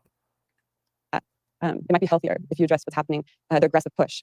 And they don't really have an answer to that. So in a second, I want to ask you about how that ended up playing out over the subsequent few months, because we're moving through the sort of timeline here. We'll get that in just 1 second. First, there's never been a more important time to protect your internet activity than right this moment. This is why I urge you to get ExpressVPN. Everything you search for, watch, click online can be tracked by big tech companies that can then match your activity to your true identity using your device's unique IP address. When I switch on ExpressVPN with my computer or phone, my IP address is masked by a secure VPN server. It makes it harder for websites to identify me, which is exactly the point. My data is my business. The ExpressVPN app also encrypts my network data to protect my sensitive information from being compromised. Plus, you can use ExpressVPN on up to 5 devices simultaneously, so multiple users on your network can stay safe with a single subscription. What I like most is how easy it is to use. It takes just 1 click to protect all of your devices. That's why they are rated the #1 VPN by CNET and Wired. The reason that I use a VPN, again, my data is my business. I don't want big tech that kind of hates me to be monetizing my data for their own gain. Stop handing over your data to big tech companies. Go to the VPN I trust for online protection. Visit expressvpn.com/ben to get 3 months free on 1-year package. That's expressvpn.com/ben to get 3 extra months for free. Go to expressvpn.com/ben right now to learn more. All right, so let's talk about what happened next. So you had this run-in with the higher ups with regard to LGBTQ issues. That was essentially solved, but at the same time they told you not to go on the press junkets. They didn't want you speaking to the press. And then things, it seems like, were pretty quiet up until about November. And the Hollywood Reporter later came out and reported that Disney Plus and Lucasfilm were thinking about a spin-off of Mandalorian where you had a big role, where you present that to investors, and they decided that they were essentially going to kill that based on a couple of social media posts that you put up in November, particularly one with regard to voter fraud and then one with regard to masks. So can you talk a little bit about that? And did they ever convey this to you? Yeah, so I mean, they actually sent over a media trainer, which I felt like, okay, I'm down. Like, come on over. And she came in and she crossed her arms, she had her glasses on, and she sat in the corner, and she seemed very cold.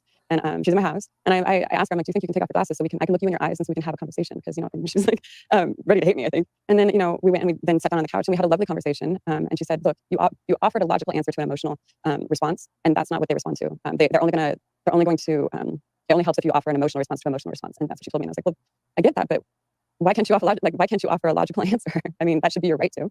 My logical answer was, you guys kind of misinterpreted that, and there also is this massive mob out there that's just bullying people left and right. So I had a great conversation with her, and she left beaming, and it was a great conversation. It was not a problem.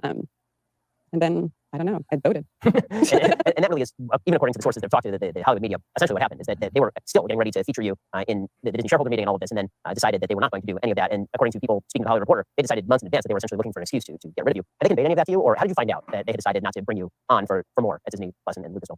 Like boxers headhunt sometimes when they forget to the body. I feel like Disney or Lucasfilm or whoever it is, maybe just certain people in that company, I feel like I've been being headhunted for the last, I don't know how many months. And you can feel it, like just a couple weeks ago, Lucasfilm asked an artist that they employ to erase my character and put a different character in place. And, he proudly announces this on Twitter and erases my character and puts, another character in place. And all the fans of Cara Dune. Who cares? Nobody cares about Cara Dune except the chuds. We're just outraged. Like, why don't you just add the character? Why did you have to take off the character? Is there something wrong with you getting fired?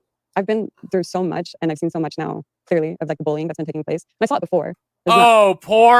Poor privileged millionaire girl. You're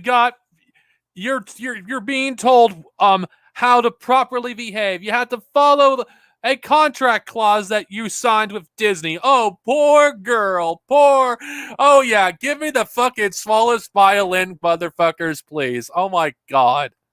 I'm not the only one that's ever been bullied by this company, and I know that so deeply that I could share a story and it would turn things around in the media, but I can't do that because it would be selling out. A friend I don't really have the same views as, but I'm not going to sell out somebody to take the attention off me. So when if that person said something about how hard I went to bat for that person, it would change things. But everybody's afraid of losing their job. So they announced publicly that you're not coming back after this post that you put on social media, and we'll get to the content of the post in just a second. Did they ever come to you and ask for an apology? Did they ever come to you and coordinate with you in any way, or did you just essentially pick up a newspaper one day and you read that you were no longer on the show? I looked on the internet, and you check your Twitter, and I'm trending. And I'm sorry, Attack of the Menace. I'm not So lowering Disney the never contacted you seat. and asked for some sort of back down or some sort of explanation. It was just you're done, and you find out essentially the same way everybody else did. Well, yeah, I mean, I saw somebody from the company accidentally sent me a conversation of that they were tracking the Fire Gina Chrono hashtag on content that had nothing to do with me. It was actually like had zero to do with me. And then all of a sudden, I always get thrown in the mix. Like, okay, so this is trending, but let's put her in there, Fire Gina Chrono. And they accidentally sent me an email, which was very enlightening. So I knew they were paying attention. I know that there's some people that went to bat for me, but I know that they didn't really win out in the end. So let's talk about some of the controversial social media posts, because I think it's good for you to be able to explain exactly what you meant by this stuff, since people have deliberately misinterpreted nearly everything. Yeah. So there were Ben Shapiro's going to defend a woman saying anti-Semitic remarks. Pay attention to this. Ben Shapiro's going to do this and don't be fooled. Ben Shapiro cares nothing for Jewish people. He cares nothing for anti-Semitism, because Ben Shapiro himself is an anti-Semite. He literally said that, Jews that don't vote, Republican are bad Jews. They're not real Jews. He did say this. Ben Shapiro is an anti-Semite. He said anti-Semitic things. So you don't trust anything this guy has to say. It's not genuine. There are a few of them. There was the one right after the election, which you essentially said something that I think virtually all conservatives believe, which is if you want to stop voter fraud, you need voter ID, we need to tighten up the voter procedures. For some reason, people found this very controversial. Right. So that one seems fairly self-explanatory to me. Yeah, well, this is not something I say with pride, but it was my first time voting. I have never voted before. And I know I'm late to the game here, but I never really thought that it counted. And politicians had never really turned me on. And so I don't pay attention to things that don't really turn me on. I pay my taxes, and I pay a lot of taxes. And so I just figure, okay, I'm doing my duty, and I'm just going to keep on fighting. What I've been trying to do is just get my career going, keep on plugging through to where I can get, this bigger opportunity. The mail-in thing, we got an extra mail-in. Everybody I talked to got an extra mail-in ballot. And so I'm like, okay, so this is my first time voting. I'm going to go in and I'm going to take this, and I'm going to do my part so that way I can actually talk about it, because everybody says, you can't talk about it unless you vote. And so I agreed with them. So I never talked about it. And then when I went in, I was ready with my ID, and I got and they just asked my name and they asked my address. And I don't even remember if there was a signature required or not. And we have masks over our face, and I'm ready with my ID to vote, because that's what, and they were like, no, you're fine, just go. And I was like, what? You're not going to check this? This is an important thing that I'm trying to do right now. I'm actually, I want this to count. Ben Shapiro is a Zionist. Zionists have nothing to do with Judaism. Zionists, on average, are anti-Semitic. I will explain this in a later stream, or have my Jewish comrade Net explain this, because he understands this better than I do. No. And so that was very confusing for me. And so when the election, happened and everything was, I was just like, wait, why? I feel like there's a lot of outrage about this, and I don't this is confusing to me as a newcomer into this. And so I just thought, well, the experience I went through was there was no ID, there was no cameras. It was on the beach, actually. It was this little hut on the beach, and it was very, I just file with the help of an expert, or let it. God, these goddamn commercials. Fuck. I thought. Can I just say how hypocritical Ben Shapiro is? He hates big tech, yet is using fucking ads on his videos on YouTube to make money off spreading his bullshit propaganda. Ben Shapiro is such a hypocrite. This would be a positive thing, and we should probably jump on this now if this would ever be a future, because people in 2016 were talking about it. So it's not something that nobody was ever talking about. And so I was like, well, let's get to the point as a nation where we don't have to really question this anymore, because I think that's a really dangerous thing. And I wanted this all to end. And I wanted it to be like, okay, this is your new president, or this is the remaining president, and let's get past it and join and go. And it didn't stop at, it didn't stop from there. And I wanted everything to stop from there. And so that's why I felt that was. So as I say, that one was, to my eyes, very uncontroversial. Then you put up one that, again, was fairly commonplace thought in conservative circles. You put up a meme about taking the mask off your eyes, you can see what's really going on. Right, yeah. And the way I interpreted that, and virtually every other conservative I know, was all you were saying is that a lot of the stuff that's been presented about COVID has been exaggerated or not based on science or based on politics. And just bouncing around. It's just... Oh yeah, big surprise. Ben Shapiro, the elite, asshole that hates the poors. Let's be honest here. None of these people care if poor people die because of COVID. Spreading anti-mask bullshit is not okay, and I can't believe people are actually defending this. Bouncing back and forth, and it's like masks are bad. Okay, now masks are good, and now it's just been all over the place. So since we're sitting there like, wait, what is going on? Just confusion. So with that one though, I live in California, and I've seen the hypocrisy that's been happening. They're going to the French Laundry and they don't have masks on, and there's just been so much hypocrisy. And they have those little edited videos where you can see the Democrat leaders just completely the hypocrite. It was I just always thought this is hypocrisy 2020. And so I just put that out because I thought that was a good way to convey that we start paying attention to the hypocrisy. So for me, it was just like open your eyes. So those two again were really, to my eyes, for conservatives particularly. Funny, you guys never do this when you're winning. Very uncontroversial. Then we got to the one that they decided was worthwhile getting rid of you over. We'll get to the social media post that had to do with the Holocaust in just 1 second. First, let's talk about your sleep quality. You may have noticed that sometimes I look super tired because I have 3 children. And you may have noticed that Oh, Gina Carano, she's been saying God. she's short on sleep. Well, I have referred her to my friends over at Helix Sleep because Helix Sleep has a quiz. It takes just 2 minutes to complete. It matches your body type and sleep preferences to the perfect mattress for you. Why would you buy a mattress made for someone else? With Helix, you're getting a mattress that you know will be perfect for the way you sleep. Everybody's unique. Helix knows that. They have several different mattress models to choose from. They've got soft, medium, firm mattresses great for cooling you down if you sleep hot. You've even got a Helix Plus mattress for plus size folks. It's been awesome getting unboxing videos from so many of you who also found the Helix mattress of your dreams. So if you're looking for a mattress, you take the quiz, order the mattress that you're matched to. Mattress comes right to your doorstep for free. You don't ever need to go to a mattress store again. Helix is awesome, but you don't need to take my word for it. Helix was awarded the #1 best overall mattress pick of 2020 by GQ and Wired magazine. Just go to helixsleep.com/ben, take their 2-minute sleep quiz. They will match you to a customized mattress that will give you the best sleep of your life. They've got a 10-year warranty. You get to try it out for 100 nights for free. So what exactly do you have to lose? The answer, of course, is nothing. I have a Helix sleep mattress. My wife and I did that 2-minute sleep quiz. They made a mattress just for us, and it is indeed fantastic. Right now, Helix is offering up to $200 off all mattress orders and 2 free pillows for our listeners at helixsleep.com/ben. That's helixsleep.com/ben for the special deal. Go check them out. Let's talk about the social media post that brought the world down around your ears. This is a social media post in which essentially you're making the argument that bad things, the way you treat your neighbor, can slide over into actual oppression of your neighbors. There's a picture of a woman, a Jewish woman in the Holocaust running away from Germans, and the caption essentially made the argument that Nazis didn't start by killing people and common Germans didn't start by going along with the Holocaust. This all started by people dehumanizing people who live next door to them. And the reaction to this was that somehow you were attempting to downplay the Holocaust, or that you were comparing Republicans to Holocaust victims, or something like that. I want to give you a chance to sort of explain what you were thinking and what you meant. Oh my God, he's the fact that he's defending this despite being. This is why you can. This is why if you're a Jew watching this, the fact that this ghoul will defend anti-Semitic post or something that's borderline Holocaust denial, despite being a Jew himself, it should make you have nothing but contempt for this sellout. This is a piece of shit.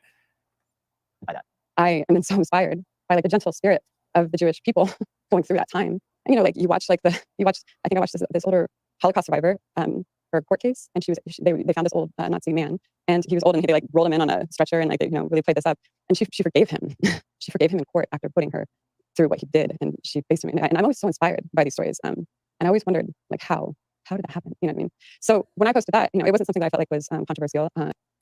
Conservatives want to be victims so bad. Okay, if you want to do a comparison, you know what? Maybe you should not have done the Holocaust, you dumb bimbo. It was something that I thought, well, maybe all of us need to ask ourselves how that happened. Because, it's important. The post never said anything about Republicans or conservatives. It doesn't say anything about that in there. It was more about people tearing each other apart. And I thought it would be more of a thing where you bring people together. I was like, oh, this is bring people together. But now after hearing so much, and I'm actually grown through the experience of just knowing that, it's not fair to the Jewish community to just throw this out here so much. When you say the word Nazi and when you call someone a Nazi, and you need to have a little bit more respect on it. And so I understand that. But it was no way my intention. I got every single big publication saying just comparing conservatives and Republicans to this. You should have not said it in the first place, you dumbass. And that's not really what I was doing. I was saying we as a people, because I still am very fresh to this political, spectrum. I mean, I have love for everyone. I'm not a hateful person. In fact, I go out of my way, and I have gone out of my way my entire life not to be a hateful person. I mean, yeah, I fought in the ring, and I do have hot blood. But it's usually hot blood when it deals with people being bullied. And when I saw people being bullied that were silenced instead. Bullied? Please, lady. You're one of the most privileged members of society, and you're going to talk about bullying? Give me a fucking break. To speak. I don't want to speak. I want to create art, but I have a big problem with bullies. And I have a big problem with, I don't have a problem with power. I have a huge problem with abuse of power. Well, I mean, it was obvious. Abuse of power, that's ironic, considering you supported Trump. And I said this to you when we first spoke, that it was obvious that this had nothing to do with anti-Semitism. The post obviously was not anti-Semitic. You have to completely twist the post backwards in order to get to the idea that it was anti-Semitic, since it was specifically crying. Oh yes, let's ignore all the Jews who got offended over this post. Oh, but I guess they're not real Jews, are they, Ben Shapiro? Because they're Democrats.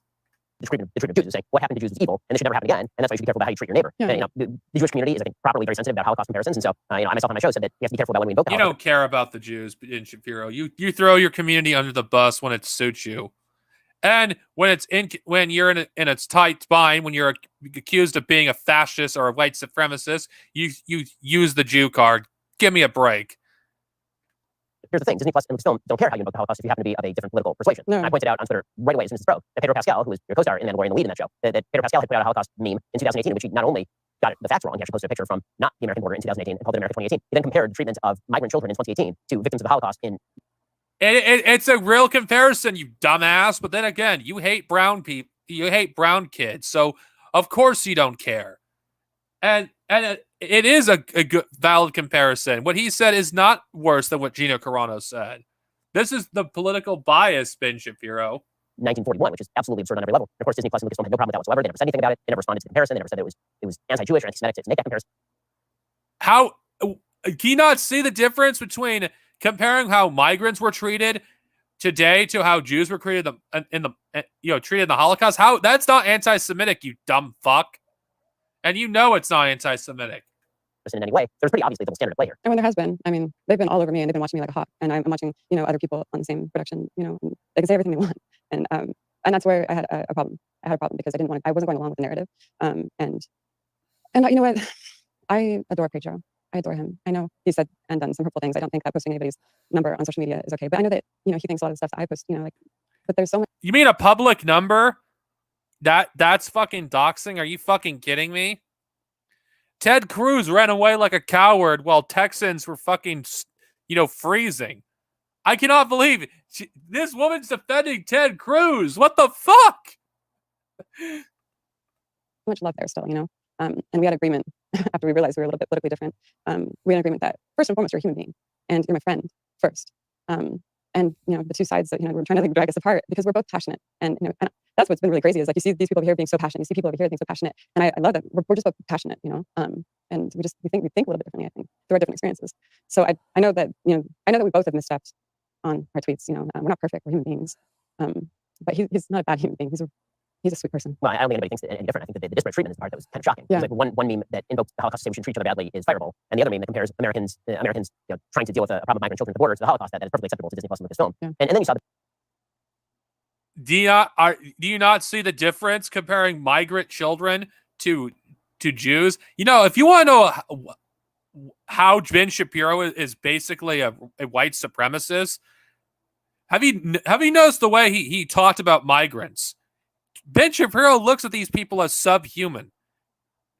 There is a good comparison between, what the Jews went through in the Holocaust and what migrants are going through now.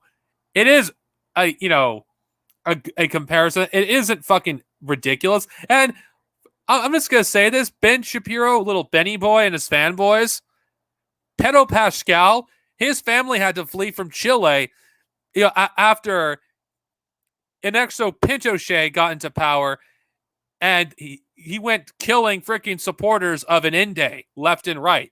His parents had to flee their home country because of fascism. Isn't any wonder why you would not freaking like fascists? But then again, Ben Shapiro is a fascist and doesn't actually care, about what he's saying is racist because he himself is a racist. the backfilled sort of post-facto explanation because it became very clear to even a lot of members of sort of the traditional liberal camp that what had just happened to you was wrong. You had people like Jonathan Chait, who's a traditional liberal, saying that this is like McCarthyism. You had people who are traditionally liberal saying that it's a mistake, that it's censorship of a particular point. McCarthyism. You dumb motherfucker, McCarthyism was anti-communism. Hey, what's up, man? I stand Kim Jong-un, but can't stand Trump. Thank you, man. What's up? Point of view, and it was pretty obvious that you were being silenced and canceled because you were conservative. And so at that point, you saw the left swing into action. And so, oh, yeah. Canceled for being conservative. What about the people that been canceled, for other views? Have you noticed how these freaking fascists never talk about left-leaning people getting deplatformed or getting canceled? It's always them. And if it's more that, your side getting canceled, maybe you should stop being so stupid and stop being an overt racist. But I guess that's too much to ask for a dumbass conservative, that's on the internet who acts so oppressed. I'm so oppressed despite the fact I have the ability to go on Twitter and Facebook. Give me a goddamn break. Start resurfacing old media posts and then declaring those anti-Semitic. Yeah. So this is when they resurfaced a December 2020 post that was a meme of essentially a bunch of old men, no distinguishing anti-Semitic features, which we'll discuss in a second, sitting over a Monopoly board. And the meme said something like, and the Monopoly board is sitting on backs of people who appear to be slaves. And the meme said something like, if they stand up and if we all stand up, the game is over. Yeah. And the implication was made that this was an anti-Semitic meme and that you would know it was It is anti-Semitic. Freaking anti-Semites use this, you dumb motherfucker. Or you do know that it is, and you just don't give a fuck because it doesn't it doesn't go against your agenda because you're a fucking hardcore shill of capitalism, and you don't care if Jews suffer as a result of anti-Semitic attacks. You're despicable. anti-Semitic meme when it was posted. So I want to give you a chance to explain what you were thinking when you posted that meme. Because just for those who don't know, the history of the meme itself, it was a meme that was posted by allies of Jeremy Corbyn, essentially in Great Britain. The original meme had very Semitic featured people, who's fairly obviously anti-Semitic. It had characters essentially from Der Stürmer, the Nazi newspaper with the hooked noses and the EDIs and all this. This version that you posted didn't have any of that. So if you're not very deeply into politics, it's very difficult to imagine that you would even make that connection. Right. And so usually I like to post think pieces. And what I found is those are what get me in trouble the most, because that's when everybody starts putting their opinion out there. It's like, like the last poster, they're like, oh, look what she said. And I was like, why don't you guys do your homework a little better? Like, it doesn't say Republican and conservative in that post, And so when people started saying that the game, right, everybody would just stand up, I thought once again, I thought that was something that we'd all join in on. And I had no idea, obviously no idea that the original one had been, I didn't know who those men were, but then I saw what they were saying, and then I saw the post, and I saw the picture, and they were two different pictures. And so I really didn't. Why the fuck would you be? You knew exactly what you were posting, you liar. I mean, my God, there's no way you would not have posted that if your intention was not to, stir up anti-Semitic bullshit. You're lying. No, I'm like, okay, so do I take that down? Like, do I take that down when it's not the same picture, but the origins were? Because the idea in itself is that you should not have posted it in the first place, you dumb bimbo. If we all join together, once again, like my other one, we all join together and stand up. If you really go through what I'm posting, I post something because I want people to think, and I want to hear. You could have posted another, anti-freaking elite picture that would have said the same thing without being an anti-Semitic dumbass. But then again, all of you people you're all dumb. You can never actually, do anything without looking like a racist idiot. Hear what people have to think. And when people are calling me, I've been called so much. Like I've been called racist. I've been called transphobe. I've been called homophobe. I've been called down. Oh, you poor baby. Do you need a hug? Oh, you poor baby. I don't know what to do with my millions of dollars. Maybe I should get a psychiatrist because I can't handle these mean and left-wing mob calling me a racist and transphobe. Give me a break, you fucking snowflake. Anti-Semitic. And I'm like, I don't take those lightly. Like, you're calling me, my soul, the blood that runs through me, you're calling me that. And I blocked so many people. I'm like, you say that once to me. Like, you're done. I don't want to talk to you ever again. I don't want to see you on my feed. That was a lot of blocking. They're like, oh, she's got blocked. And I'm like, no, I'm doing it. Like, I'm pissed. Like, you just insulted me. I think getting blocked by Gina Carano is a badge of honor. And my heart and my soul, because I honestly do. I've gone out of my way. And I know everybody on the set of Mandalorian or any set I've been on. My actions towards other human beings have spoken for themselves. And I'm not a perfect human being. I have so much to learn, and I am going to make mistakes. But I know everybody on that set, and I know that even the people that were gunning for me, like, I know that so many people have met me. Gunning for you. Oh, yeah. I wonder how much of this is going to be proven to be bullshit in a few years, or even a few months. Her stars will come out and like debunk what she's been saying, because I believe most of what she's been saying have been lies. I doubt she's been telling the truth this entire time. She only comes off as being nice because of the tone of her voice. It's very easy to do that. It's all about appearances. I mean, look at Ben Shapiro. Look at his demeanor and compare it to Gina Carano. Ben Shapiro, he looks like an awful person. He looks like somebody who's unpleasant you don't want to talk to. The only reason Gina Carano comes off as being pleasant is because of the tone of her voice and her demeanor. Ben Shapiro is the exact opposite. I'm just addressing for those who think Gina Carano is not a bad person, that she seems to be nice. She only comes off that way on the surface. There's stuff much darker, beneath the surface, the more you listen to this. And work with me. I know that's why we might be saying I go out of my way to make sure. I am the one that on sets people come and cry to. I'm the one that sticks up for someone if they're being like, hey, this is enough. This person needs out of this. Like, they can't breathe. And I've always been like that. I've stuck up for like minorities everywhere. I've gotten fist fights, I've been in actual fights growing up. I highly doubt that. And if you defend minorities, where's your tweets defending, minorities? Because I cannot stand bullying. And so, ironic, considering you support Trump and you supported the Capitol riots. Yeah, I think I just wanted people to think, and I put up something, and people were putting their own perspective and spin on it, and then they put words into my mouth that I never say, and then they start, then it starts trending in all of these, these big newspapers and news articles, and you're like, do you know me? Like, it's called consequences, dumbass. Maybe you should not have put your foot in your mouth. Get to know me. like I told, they're transgender people. I was like, let's talk. I'll look you in your eyes. You're not gonna you're not gonna feel hate. I promise you. So in a second, I want to ask you about the decision to come work with us. That's obviously something unique that's never been done in terms of somebody from Hollywood saying, you know what, I can work over here and I'm just going to go do that. So let's talk about that in just 1 second. First, we have to talk about life insurance. So here's the deal. It's kind of hard to find affordable life insurance. People do it by word of mouth. Not the best way to do it. Why not use the best tool available? I'm talking, of course, about Policy Genius. Policy Genius can help you check off 2 big items from your to-do list with ease. You can compare life insurance rates, and you can save 50% or more in the process. That means more cash toward the things you care about, whatever that may be. Here's how it works. First, you head on over to policygenius.com. In minutes, you can work out how much coverage you need and compare quotes from top insurers to find your best price. Policy Genius will compare policies starting as low as $1 a day. You might even be eligible to skip an in-person medical exam. Once you apply, the Policy Genius team handles all the paperwork and the red tape. If you get any speed bumps during the application process, they'll take care of everything for you soup to nuts. There's a reason the Policy Genius has a 5-star rating across over 1,600 reviews on Trustpilot and Google. Life insurance, that's the wrong thing. Way too long. It is absolutely too late. I want to kill myself listening to this. Policy Genius is going to help you make the most of February in minutes. Head on over to policygenius.com. You could save 50% or more by comparing quotes and feel good, knowing that your loved ones will be taken care of. If God forbid anything were to happen to you. Head on over to policygenius.com right now to get started. It's policygenius.com because when it comes to insurance, it's nice and very important to get it right. So in the middle of this, obviously, we here at Daily Wire had been foraying into the film industry. We had released our first film a little bit earlier this year, One High Fight. Our audience really loved it. And when we saw that you were trending, my business partner Jeremy and I, the first thing we thought was, number one, somebody should reach out to Gina because she's getting maligned unfairly. But number two, we should reach out to Gina because this is an opportunity for conservatives and people who think differently to say to Hollywood that you're not allowed to just cancel whomever you want. And oh, you dumb little boy. There's plenty of conservatives in Hollywood. You want to know the difference, though, between them and you? They're not dumb enough to say stupid shit on social media. You're going to tell me that people like Milt Gibson doesn't have freaking any influence in Hollywood? Come on, you idiot. Or, God, conservatives love to act like the victim so bad, and it's hilarious how they claim that people that are demanding to be treated like human beings just want to be a victim. These people are the most freaking biggest snowflakes I've ever seen, and it's hilarious. It's how hypocritical these people are. I mean, I have to say that I was amazed at how readily you were willing to jump into a project with derelicts like us and willing to get involved. Oh yeah, it's not like you probably didn't actually plan this beforehand. In one of our projects because it is a unique thing. I mean, in Hollywood, typically the advice is keep your head down, make an apology. Maybe in 3-4 years, you can sort of wheedle your way back into the industry. But you didn't do any of that. You were basically ready to go from the moment I gave you a call. I want to get your perspective on that. Well, because in my newfound, finding my political voice, you're actually one of the people I found, as well as a bunch of your book was the first one I read, and it just really it was so simple that it really kind of explains like the events in such a good way, to where it was like it just felt logical. It felt logical. So I'm obviously like so excited that you called. I was prepared to at any point get let go because I've seen this happen to so many people. I've seen the looks on their faces. I've seen the bullying that takes place. They've quit Twitter. They quit speaking. They show up to their red carpets and they're depressed and they're sad and there's hard hearts there. And I was like, you're coming for me. I know you are.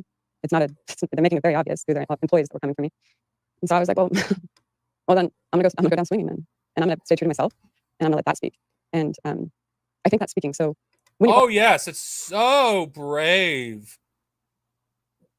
You didn't lose anything. You're more relevant now than you ever have been. You should be happy what's been going on. Nobody talked about you this much until this controversy. I mean, my God, nobody even knew who you were other than some, extra in movies and a boring character in Mandalorian. I'm still like, my body's still shaking. It's still devastating. But the thought of this happening to anybody else, especially like somebody who could not handle this the way I can. No. Oh yeah, I should feel so bad for a multi-millionaire getting fired from Disney. Oh yes, I'm such a victim. They don't get to do that. They don't get to make people feel like that. And if oh yes, I'm such a victim that I'm going to Ben Shapiro and starring in a bunch of shitty movies like God's Not Dead 5. Buckle, then little girls and little boys who are not getting they're not getting a good fair shake at growing up right now. If I buckle, it's going to make it okay for these companies who have a history of lying to be lying and to do this to other people, and they've done it. Yeah, and Ben Shapiro doesn't have a history of lying himself. How ironic. Other people, and I'm not going down without a fight. Well, we couldn't be more excited to be working with you, obviously, and you can see that the left is creating a whole new cottage industry for us because as they keep canceling people for no good reason, we are perfectly happy to work with talented people of every. Oh yes, the left is so powerful. Despite the fact that, most of the supposed left, which are centrists, the reason why you get canceled is because you're stupid. If you simply did what you're told, not said stupid shit on social media, and actually listened to your employers, you would fucking still have a job. It isn't that hard. pretty stripe, especially after the left decides that they're terrible by dint of having different points of view. So I want to backtrack here a little bit and talk about how you even got into acting in the first place, because you have. Okay. Ben Shapiro. And Ben Shapiro's interviewing an actress from a Star Wars show called The Mandalorian. That's essentially what it is. You're not missing anything of value.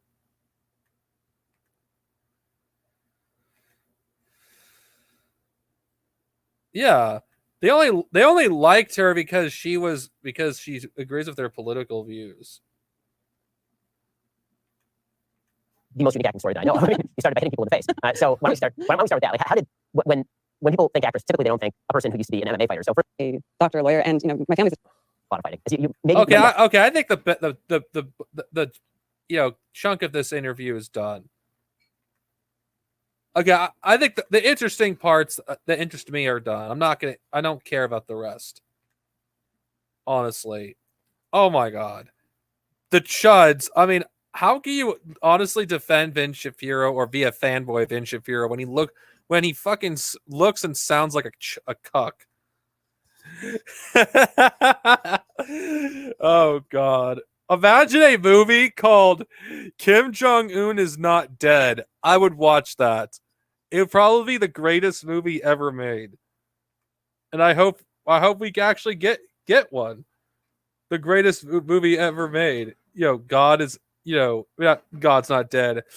Kim Jong-un is not dead. I mean, Kim Jong-un, is God. Okay, I know that's probably a stupid thing to say, but whatever.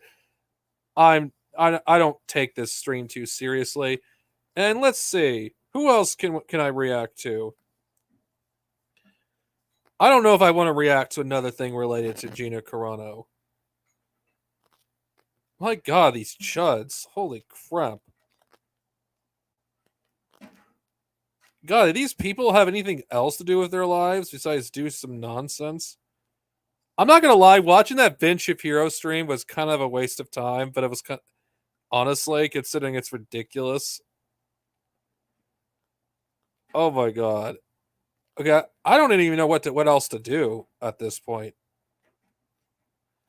Let's see the quartering. I never reacted to the quartering before. So this should be interesting. And no, I am not reacting to another Gina Carano. I'm just going to look for a random video to react to for the quartering. Because, you know what? I think it's long overdue that I react to the quartering. It's long overdue. So, yeah, I'm going to react to the quartering, people. I don't know what video I'm going to do it. I'm probably going to regret this. I really am probably going to regret this. But we'll do it. Let's do it. Let's react to the quartering. Are you guys excited to react to the quartering?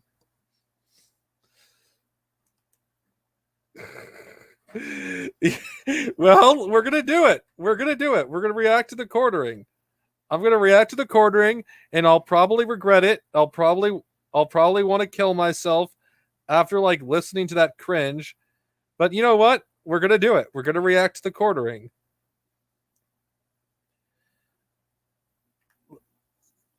Now, hold on. God, okay. Now, to make things clear regarding the quartering, I have never watched any of his videos before. I've watched other people basically respond to the quartering, but I've never watched, his, other videos. So I don't know what to watch. I'm just going to pick a random video. So I'm just going to do a share screen. I don't know what I'm going to do. So watch, folk, as I look on videos to watch for the quartering. I don't even know what to watch. Anita Arcasian. People are still talking about this woman? She hasn't been relevant in years. I don't know what to react. I'm not doing another, Gina Carano video, because that's oh god. How do these people have the time to, upload so many videos? You know what? Let's react to his newest one. which was posted 57 minutes ago. What's going on, everyone? Jeremy here from the Quartering, and there's just never any good news. I mean, there's good news, but it's like a chocolate-covered piece of garbage after you bite into it. Because for fans of Superman, a fandom that is mighty, strong, and in some of the greatest numbers, maybe outside of Spider-Man, maybe even bigger than Spider-Man. Are you kidding me? You fucking noob! Spider-Man's popularity exceeds Superman 1,000 times over. Same thing with Batman. What the hell are you talking about? Oh my god! I've just started a stream and this video. I'm already freaking cringing at his fucking, How is this guy a fucking? How do people take this clown seriously? Is this the guy people are listening to?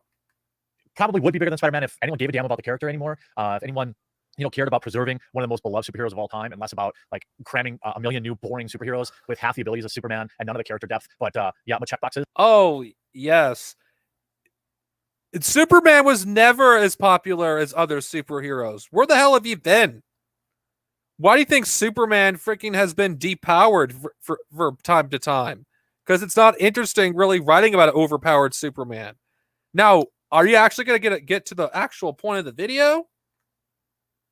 I firmly believe that Superman has been backburnered for a lot of reasons. And before I get too far into this, I know this video will probably be too spicy for the old family-friendly folks at YouTube. I'm really glad to have a sponsor for this video, and it's Private Internet Access. Huge shout out to this video's sponsor, Private Internet Access. In current year, basically everyone should be using a VPN. What is a VPN? Well, it stands for a virtual private network. With Private Internet Access, all of your traffic goes through a secure VPN platforms, Windows, Mac OS, subscription to protect up to % off. And reviewers quote spectacular. You've included social media networks. Find your identity by keeping your data.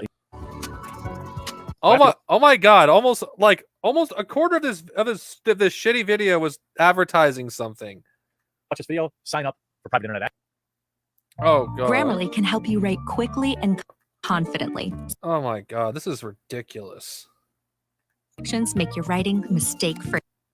Access, get your computer protected. So as I was saying, we have, who is, in my opinion, an excellent Superman, Henry Cavill, just off doing literally everything else in the world, and succeeding. Look, I'm a fan of The Witcher. I like the dude. He's genuine, seems super nice, and I like him as Superman. I know some people don't, and I understand, but I think overall he plays pretty good Superman. He definitely got the look and the build for it. And we get a new Superman movie announced today, which is going to be headed by J.J. Abrams, of course, because for every 1 in 100 good films he does, he just destroys the other 99, but somehow he just keeps getting more movies. And the Abrams, J.J. Abrams makes money. That's why they hire him. Why wouldn't they hire somebody that makes money? I don't like the guy, but he does make, manage to attract an audience. Now to address some, comments.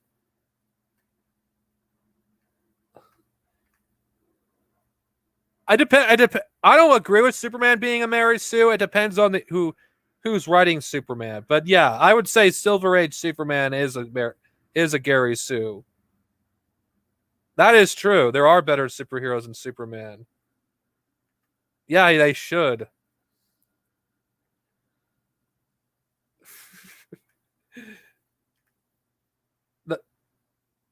All right, that's okay.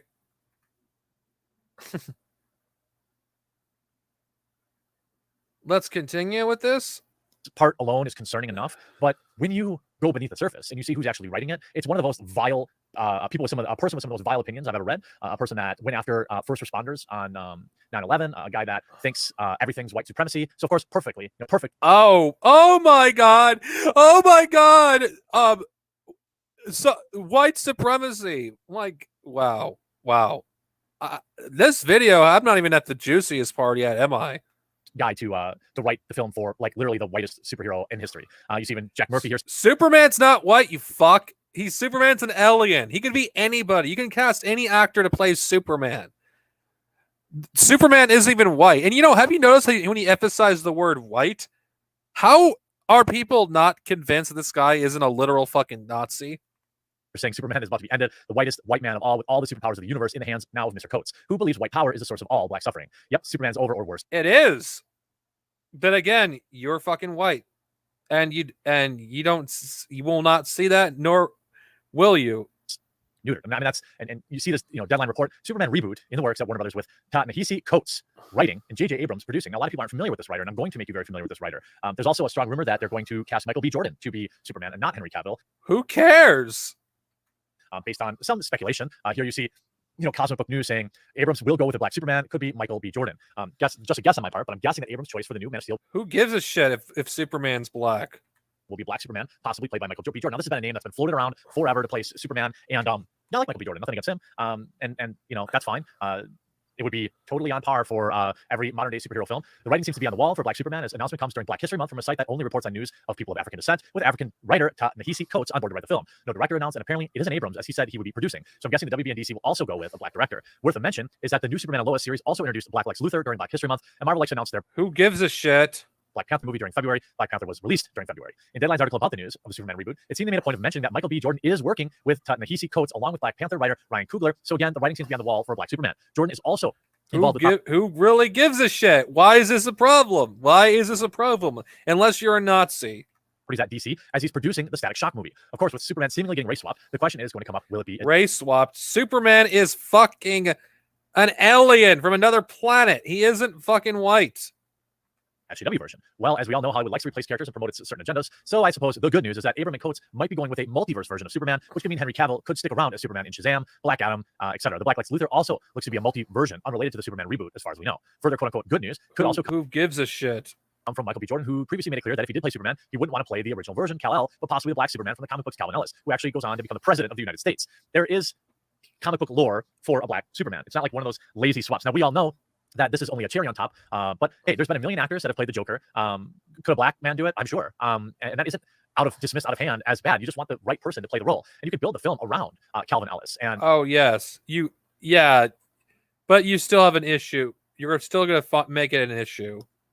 Have its own lore and have its own universe as it does in the comic books. It has to be full of authenticity. I'm a fan of comic books, I understand, the fans being upset. Oh, why are they doing this and why are they changing that? I would feel the same way about certain things. So just know if I were ever to dabble in anything, it would be the authentic and something that I feel people would really support. Michael B. Jordan said back in December 2019, responding to questions from Oprah about playing Superman. Jordan said back in February 2019, it's tough. I hate being a business person and understanding both sides of the situation. There's obviously a huge upside to it, but being under that kind of microscope, being picked apart and compared to so many different versions of Superman, I would rather do something original. I'll be Calvin Ellis. Like that's an awesome take from Michael B. Jordan. He clearly understands Superman and that there's absolutely a spot for him to play Superman. There's lore that exists for that. But if you just like race swap him and say, here's your new Superman, it's not gonna go over well. And people, from what I can race swap, Superman isn't white. He's literally an alien. By and large, really respect Michael B. Jordan. He knows that. But the biggest problem here is the writer Ta-Nehisi Coates, one of the biggest purveyors of garbage opinions ever. A writer who once called the first responders, quote, menaces of nature, is set to speak. He is a provocative journalist. This article is a little older, from 2017, just to build some deep lore about this guy. He's a provocative journalist for The Atlantic. He's scheduled to give a lecture at the New York School, and the host departed, he says, talks about that. I don't have any problem with the faculty at West Point bringing controversial speakers to expose different experiences to the cadets. Coates' reputation as a divisive writer stems mostly from his writings on race. They were not human to me, Coates wrote in his book, Between the World and Me, about the emergency responders who rushed into on the 11th of September, black, white, whatever. They were menaces of nature. They were fire, the comet, the storm, which could, with no justification, shatter my body. The same book, Coates also referred to white America as a syndicate designed to dominate and control our bodies. We talk about enslavement as though it were a bump in the road. Coates said during a speech at Harvard, I tell people it is the road. I mean, this guy also demanded and wrote and received rewards for demanding reparations. Would mean the reparations, Coates write, would mean the end of scarfing hot dogs on the 4th of July while denying the facts of our heritage. There's an article from Politico, The Toxic Worldview of Ta-Nehisi Coates. This all the way back from 2015. This guy has a well-established, just awful view of the world, and love it. I wonder where those sources are from. Anyway, I'm going to let Falcon General on. I would be surprised. Oh my god! if all these sources, if all these sources are from alt-right fucking websites. Can I tell you what happened? Did you see what I DM'd you on Discord? I did not. So I was telling you this, that my Wi-Fi was acting up because I was in a car while you were streaming. So that's why. Oh. Well, that's okay. Anyway, I'm like, doing. I want to finish this video on the quartering. I mean, I would not be surprised if these are alt-right websites. It's exactly the kind of guy that they want writing this. White America is a syndicate airing to protect its exclusive power to dominate our control our bodies. What is white America? Is it Nancy Pelosi or Ted Cruz? Is it Massachusetts or Utah? Is it supporters of affirmative action or opponents? Is it teachers who work in the inner city or gap-toothed yokels who chortle over racist jokes? This white America contains multitudes. Coates blames it for the passing of an acquaintance from Howard University, Prince Joan, of course, who had his life ended by a black officer. But because he was from an affluent black majority area governed by blacks, this doesn't make it less awful, but suggests the picture is complicated. Less Coates' eloquent reductiveness suggests. His monstrous passage about the September 11th is a good summation information of where he's coming from. He writes of the police officers and firefighters who passed during running into the building in forlorn effort to save people whose bodies were about to be obliterated in the dust. Firefighters go about shattering the bodies of black people without justification. One doesn't read about, say, Anthony Rodriguez, 36, father of 6, whose last child was born days after he died, trying to save people, who joined the Navy before becoming a firefighter, who coached youth basketball, and naturally think of the depredations of white America. Coates does, though. This isn't an act of moral discernment. Wow, this guy is fucking so triggered. Jesus. On his part, but a willful effacement of the individuality of Rodriguez and anyone Coates deems as part of the impersonal apparatus determined to dispossess blacks. Can't wait to see what he does with Superman, the whitest superhero in history. I'm sure it'll be amazing. Can't think. Whitest superhero. He is a goddamn alien from fucking Yeah, it's so Krypton. funny. Literally, he's from Krypton. Freaking Krypton. Did you hear Michael B. Jordan almost would have played Superman? Because Henry Cavill said that he might not play Superman for too long. Or might give up being Superman. Yeah, it's like, who cares? I mean, why does anyone care? Like, literally. But Wendy Williams was like this, when you do that, when you basically played for 3 movies and you can't change the character's race. I remember I saw it on the Wendy Williams show. Wendy Williams is weird. It's so who cares if Michael B. Jordan plays it? Make sure you get yourself a VPN. They've got an incredible offer that's ending this month. They're gonna. Oh my god, the quartering. I might react to another quartering video. Oh my god, he's so cringe. Oh my god, did you hear about how literally people love Gal Gadot so much? You know Gal Gadot? Yeah, I know, Gal Gadot, I know. Oh my god, literally, they love her because she's quote-unquote anti-Brie Larson. They always assume these crazy feuds are happening when it's not. It's so funny. I remember I was watching this. She probably doesn't give a shit about the Brie Larson.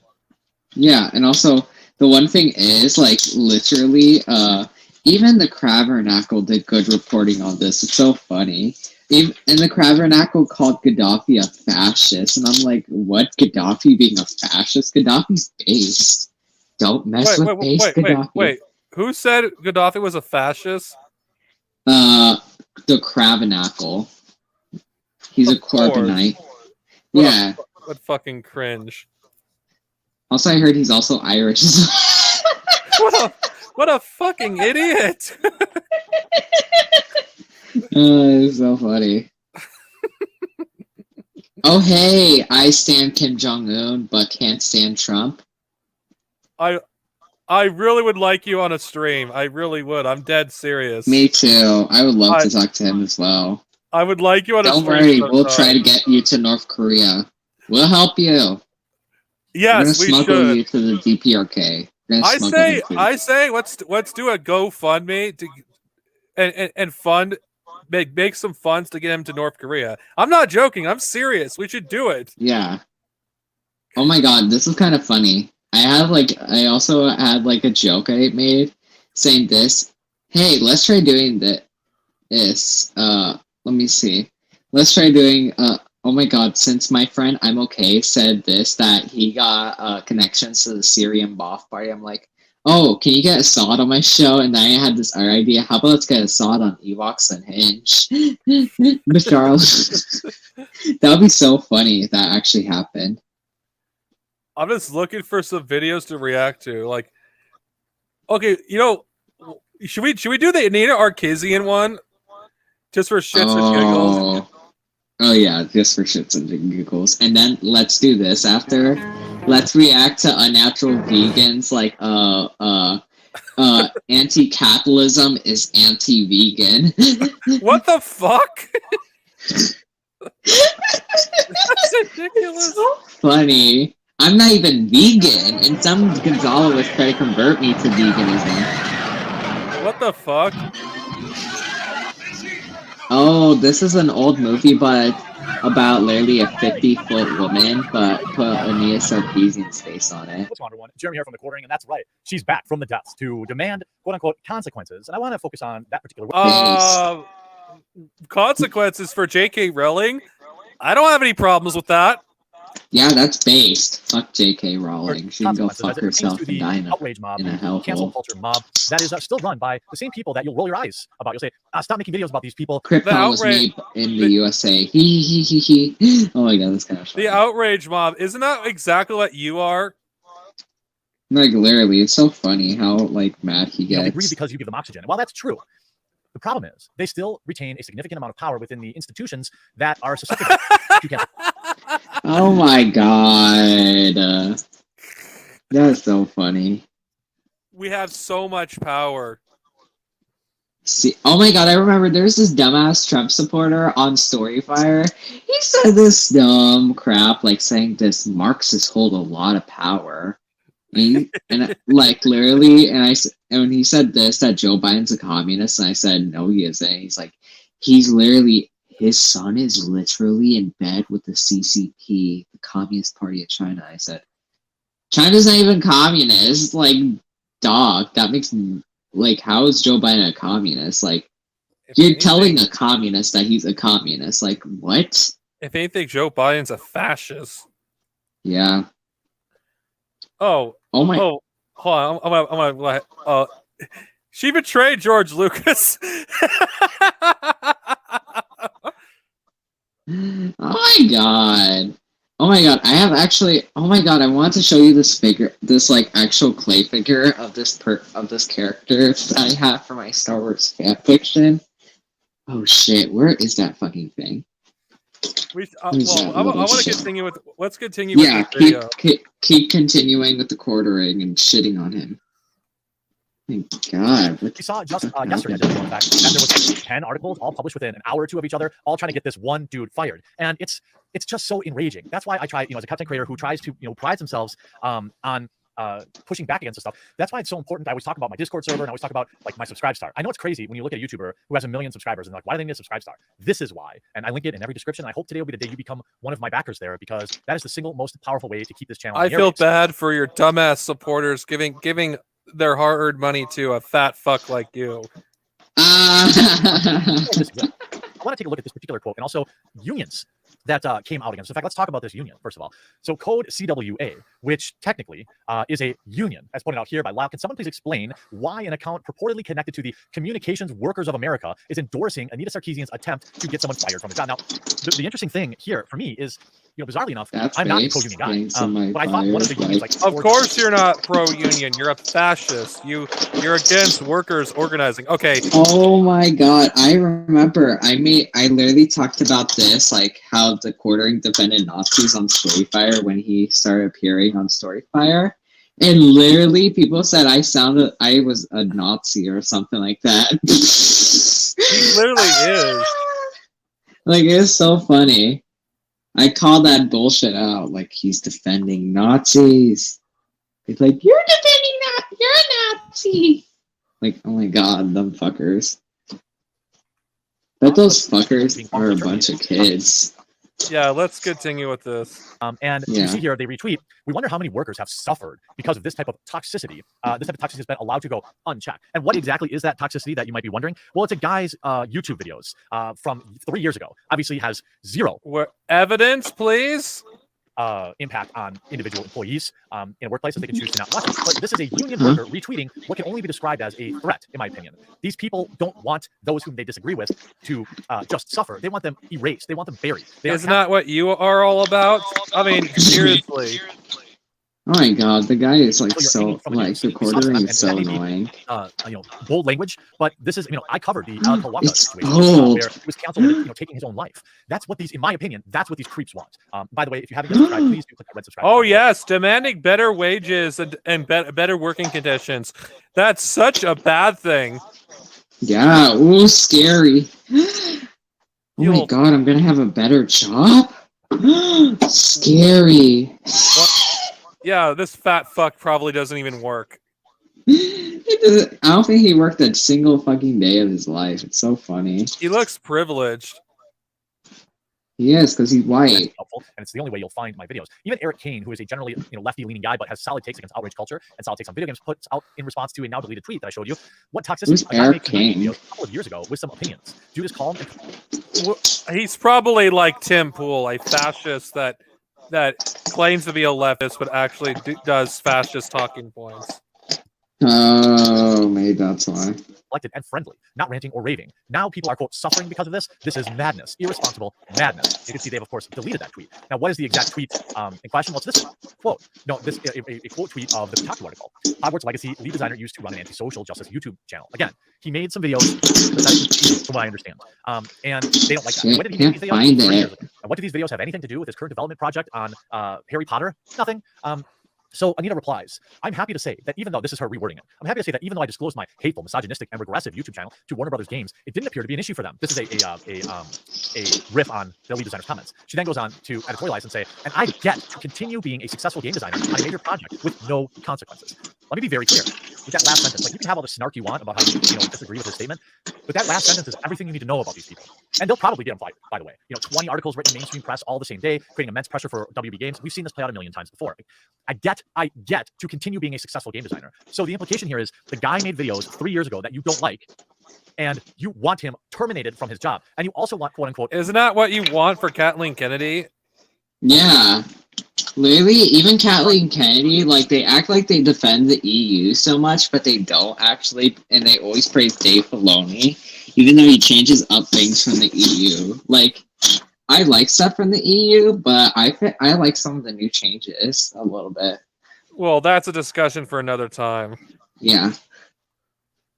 What exactly should be the consequences for people's opinions that you do not like?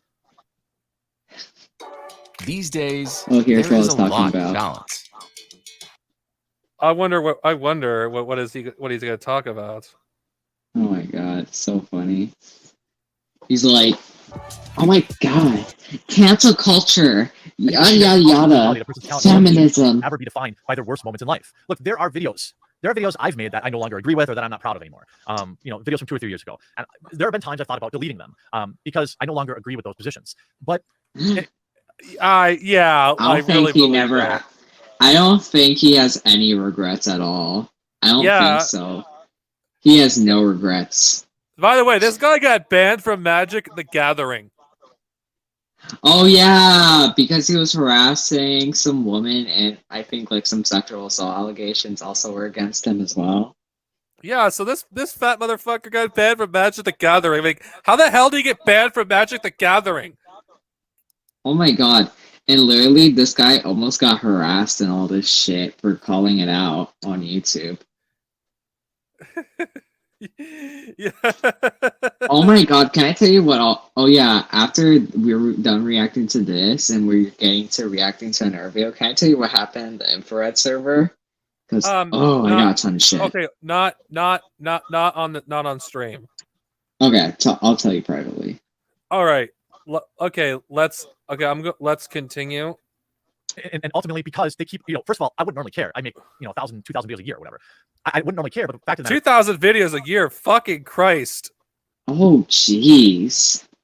I can't even do that much. And I feel like I have to keep answering for opinions that I no longer hold, which is why my mind would justify the deletion. And ultimately, you see here, where's this cancel culture I keep hearing about? The idea that they keep trying to gaslight and say, oh, there's no cancel culture. There's no cancel culture. What are you guys talking about? This is literally it playing out right in front of you. You see this user saying Anita is literally not only trying to cancel him, but also slandering him and his ideas as hateful, misogynistic, and regressive. Anita being too irrelevant to successfully cancel someone doesn't mean cancel culture doesn't exist. And that's exactly like... She is irrelevant. Why the fuck are you talking about her?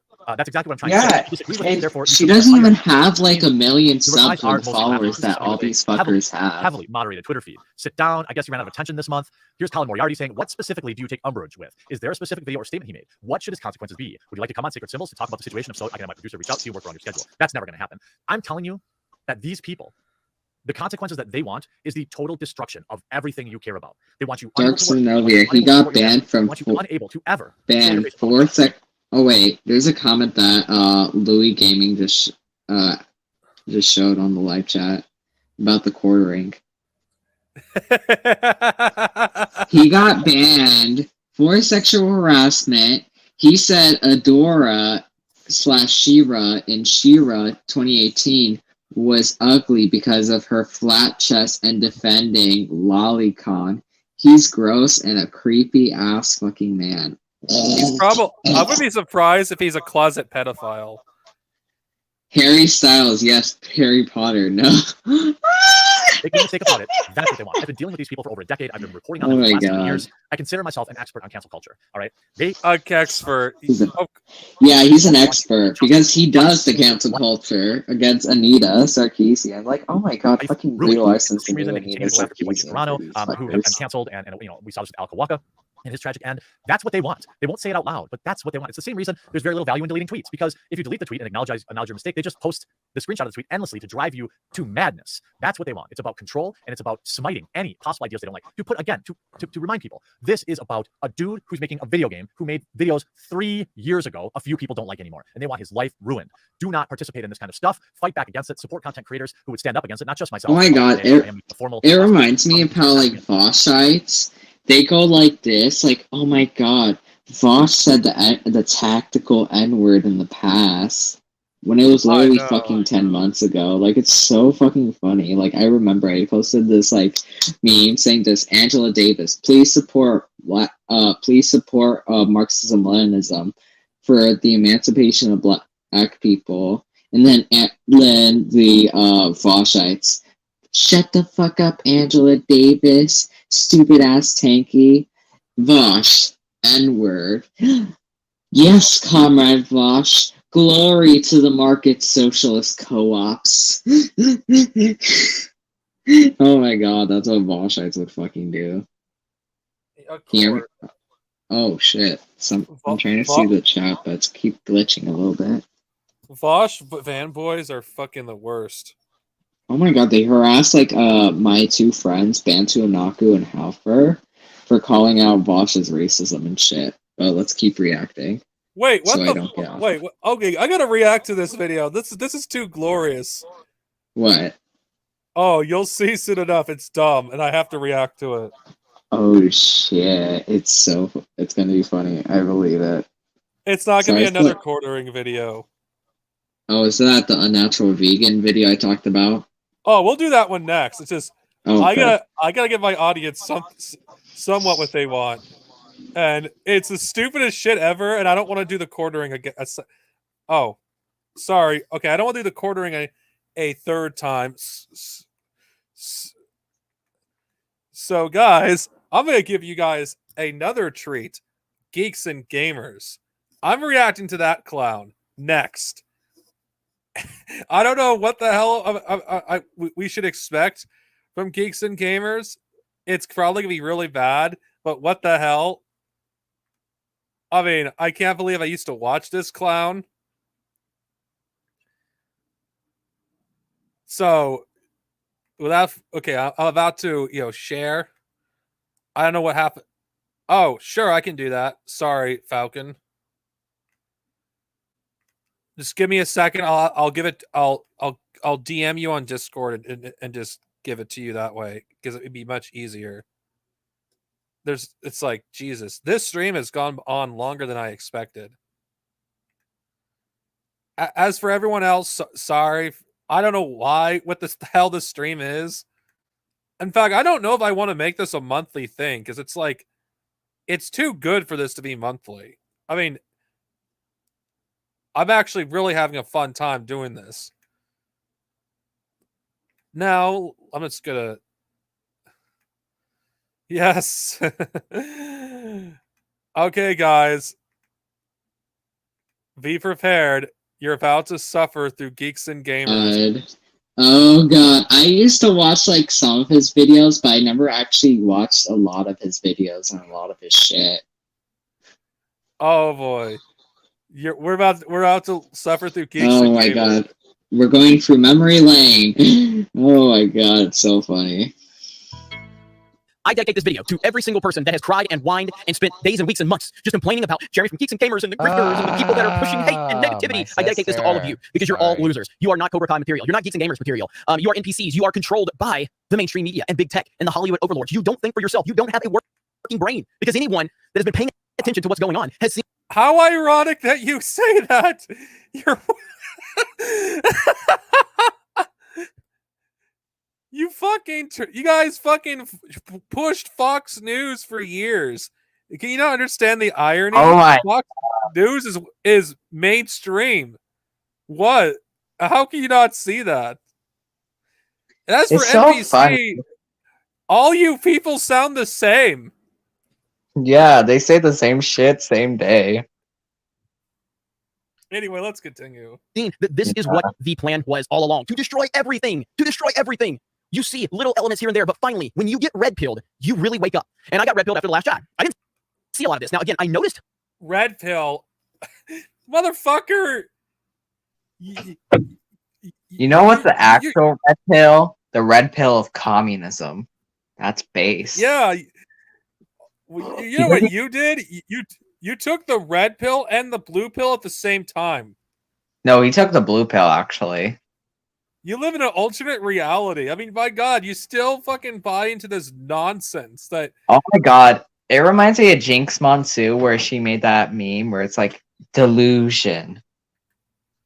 This guy... how can people watch this clown? I'm like, God... little elements here and there. I noticed the identity politics. I noticed the decisions, the questionable things, but I wasn't ready to just fully call it out until The Last Jedi happened. And then Disney blamed the fans for calling out their bullshit. And that was my moment. That's where I finally realized what was going on. You're not a fan, you're a grifter. Now here we are today. He's Here we are been on this grift the whole when you think time. things can't get crazier, here we are. Mr. Potato Head is no longer a Mr. He's Hasbro, gonna miss the company it that makes the sometime. potato-shaped plastic toy, is giving the Spud a gender-neutral name, Potato Head. Who gives a shit? It's a fucking toy. This was too juicy. The Quartering did his own video, but I didn't want to react to a third video. Oh my God. Literally, like, oh my God. Oh my God. Like, he's just a fucking toy. Oh my God. It reminds me of how people got outraged that Ariel, that Ariel was going to be played by a black girl. She's a fucking fish. I addressed that fact like almost 2 years ago. He's so fucking funny. That's how it reminds me. Like, I even remember a drag queen even got mad about it because it was because of the hair and shit. Please. It's so dumb. The change will appear on boxes this year. This really happened. This really happened. This decision, this announcement really happened. This is not the Onion. This is not the Babylon Bee. This was a real announcement. This has always been the plan. God, It will never stop. If you don't no. call them out, if you don't get angry, if you don't continue to stay the course, then this is what's going to happen if you don't fight against it. So probably, but nobody cares. It's like, no one gives a shit, geeks and gamers. It's a fucking toy. If you think Mr. Potato Head's male, then Potato Head's male. Who cares? Like, baby. It's a fucking toy. And it's even a fucking potato. Really. Potatoes are fucking gender neutral. There's no gender in a fucking potato. There's no dick or penis in a... There's no dick or a vagina in a potato. It doesn't even have legs. It doesn't even have a functioning brain or even a brain at all. It doesn't even have one DNA cell. These fucking idiots these fuckers are. Can't stand these fuckers. Oh my God, imagine being in a fucking debate with them. Oh my God, even Xander Hall made him look like a fucking fool one time privately. B-Level made him look like a fool. It's why he won't actually ever touch us again. Oh my God, it's so funny. You make too many hate And videos. You're just a fucking pussy, and you can't think for yourself. If you have ever said, how ironic that you say that. Him saying, "Oh, you're a pussy." Shut the fuck up, you pussy ass little bitch. You get so fucking mad over the stupidest shit I have ever seen. You got so outraged over little shit. Little shit. Let me guess, you got outraged over Ariel being black. A fish being black. Oh my God. A potato having no gender. Oh my God. It's so scary. Oh my God. And as for pussy, motherfucker, you were so scared of me that you fucking like ran away or hid when you saw someone that looked like me. Who the hell are you to call people pussies? He gets so mad at these women like Anita Sarkeesian and Brie Larson. Like, who gives a shit? They're literally people like Brie Larson is a capitalist. She owns capital. Who gives a shit about her? I know. My God, she's not like over literally something like, oh my god, how about like critics? Like, how about movie critics might be more diverse or something? And he's like, that's racist. You're being racist towards white people and men. Scary. Like, bitch, get the fuck out of here. Remember, guys, it's white genocide that's currently going on right now. It's white genocide. Yeah, there's white genocide going on in Zimbabwe, and Mugabe is Black Hitler.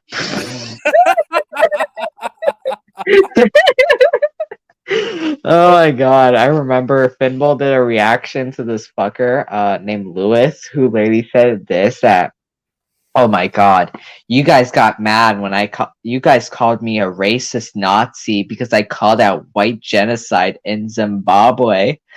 Oh, my feelings! My genocide, my whites. So fucking mad at that shit. It's so fucking funny. Like, oh my god, I cringe every single time when these fuckers. I heard about the potato head being on binary crap yesterday. This is so funny. These fuckers are so funny. Let's continue. I Yeah. make too many hate videos. You're a pussy and you can't think for yourself. Because I have been calling out the bullshit that needs to be called out. And I will continue to do that. And I'm not going to stop because I see what they're doing. Now, after this announcement, after a massive tidal wave of backlash, they are now doing damage control. Your main spud, Mr. Potato Head, isn't going in. Oh my god. Oh my god, this guy's giving me such a fucking heart attack. Like, Jesus Christ, he's been calling out this bullshit. You need to stop being a pussy. It's like he's making a big deal out of nothing. It's a fucking toy. It's a toy. What the still, fuck do you want? You could still call him Mr. Potato Head.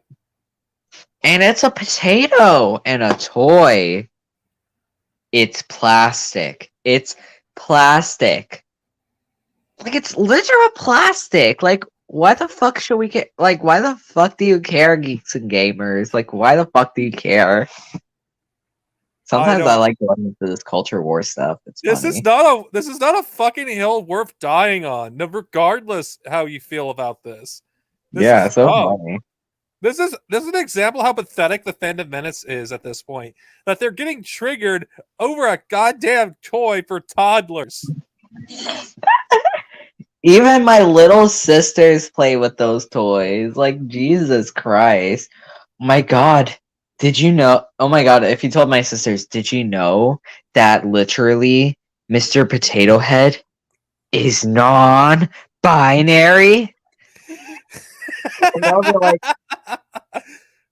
what the fuck is that?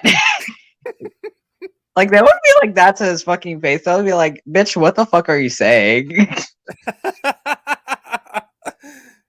Yeah. I'm going to call out the bullshit that needs to be called out. Bitch, get the fuck out of here. Oh my god. This is pathetic. Anywhere. Well, it was announced today that the Potato Head brand name and logo are dropping the Mr. I am proud to confirm that Mr. and Mrs. Potato Head aren't going anywhere and will remain Mr. and Mrs. Potato Head. Fuck you, Hasbro. Fuck you, and fuck your entire executive board and every single person you have with this decision. Fuck you. You are pieces of garbage and not. Oh my god!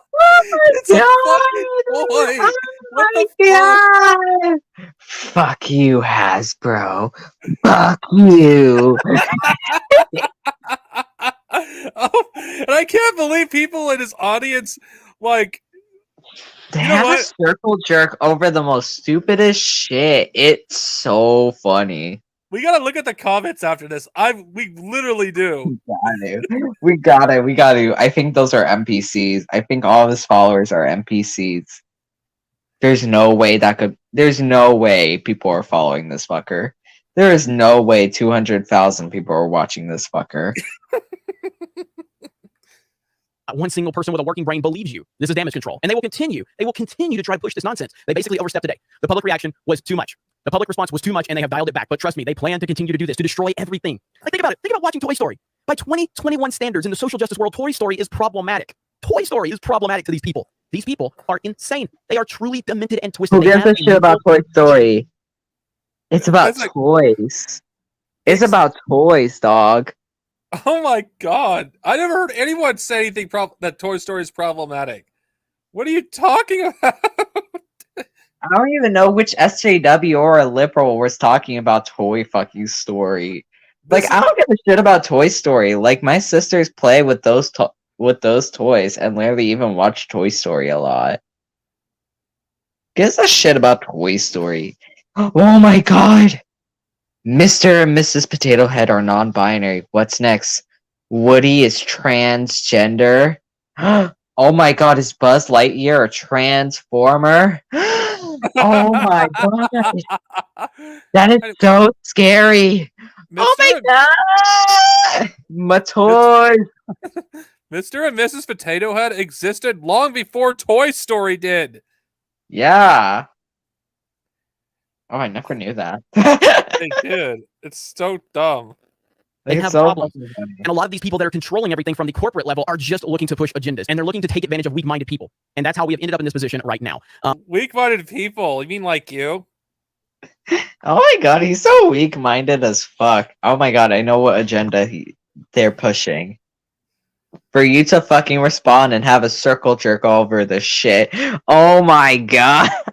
To fucking get triggered over a fucking toy not being non-binary is so pathetic. It's like, how pathetic do you have to be to get so triggered by this? Oh my god. Now SpongeBob is asexual. That's so scary, guys. SpongeBob is asexual. What the fuck? Fuck you, Nickelodeon. You guys are being pussies. What's up, Max Panther? I'm just freaking reacting to this cringe. So funny. Then we'll react to Natural Vegan, and then Natural Vegan will respond to us like what she did with Obnoxious Anarchist. Oh my god.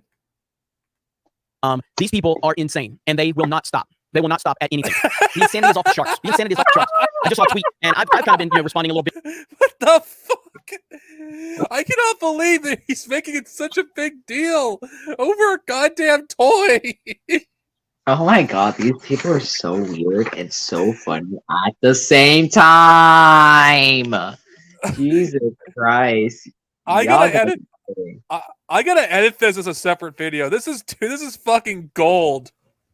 Yeah, this is gonna get you hundreds of views. I bet you.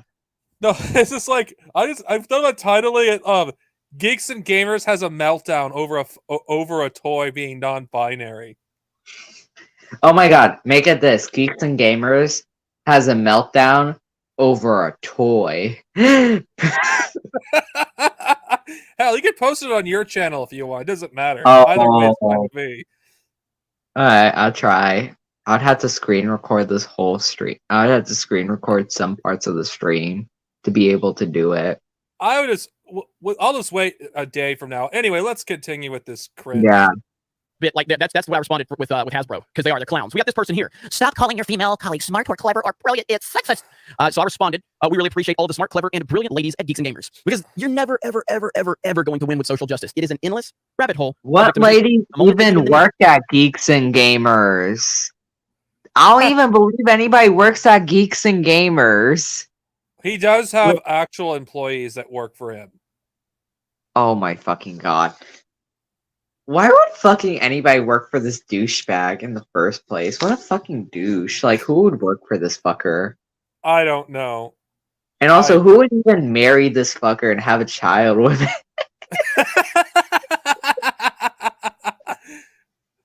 Oh god. Oh my god, I hope Kim Jong, if he ever goes to the DPRK, I hope he gets arrested by Kim Jong-un.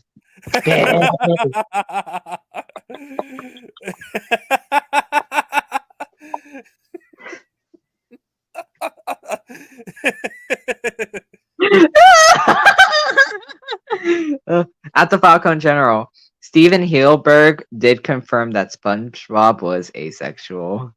Oh my god. Wait, what did I stand Kim Jong-un say? Can you put it back up again? Oh. Wait, I gotta see it. And fuck you if you think the election was fixed. Yeah, you are. Yeah, you are now.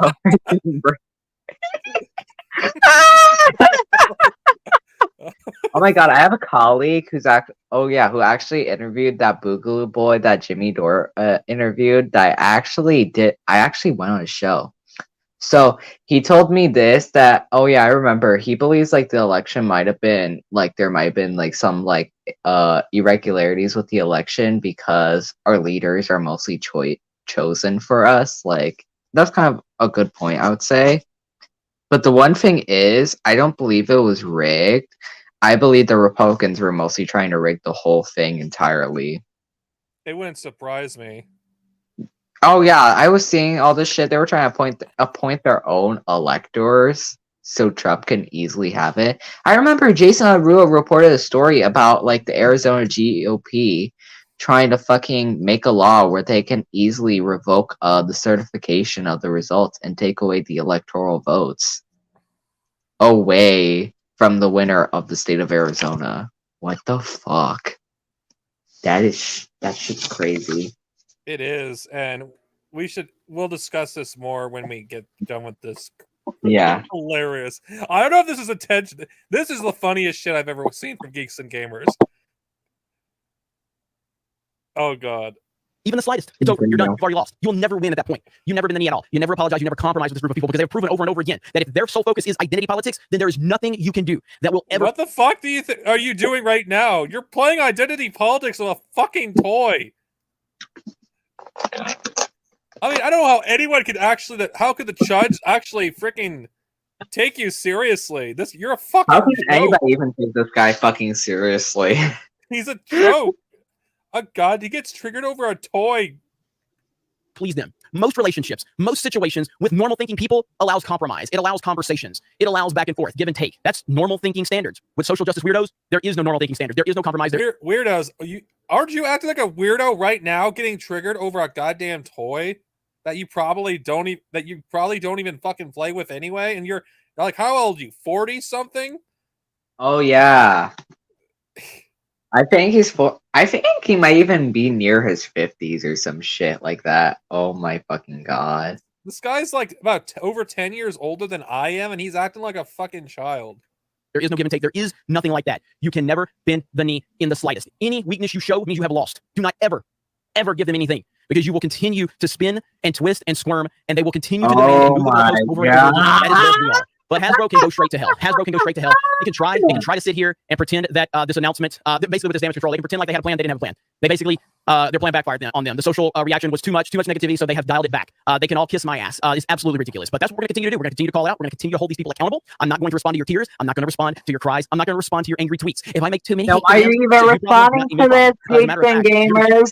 Then why the fuck are you even responding to this, you fucker? Literally, you get mad over the stupidest shit I have ever seen. How dumb are you? You're a fucking 40-year-old fucking man, and you could be doing better fucking things with your fucking life, but you gotta get mad over a fucking toy being non-binary. And I'm even fucking 14, and this bitch doesn't know shit. This motherfucker himself. Like, he's so fucking dumb. He gets mad over this stupid shit. Geeks and Gamers had a meltdown over a toy, and then GameStop completely crashes over. That's how about that for a title. That is so funny. Don't worry, we'll get you to the DPRK. Base Daddy DPRK. Oh no.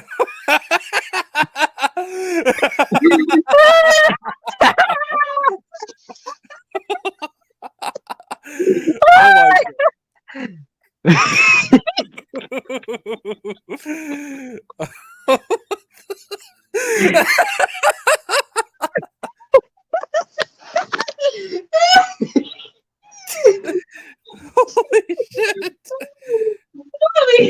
Holy! Oh god, Jesus Christ! Oh my god, Dark Synovia. Literally, look at this. Louis Gamer said this. Yo, Kim, can you please arrest Geeks and Gamers?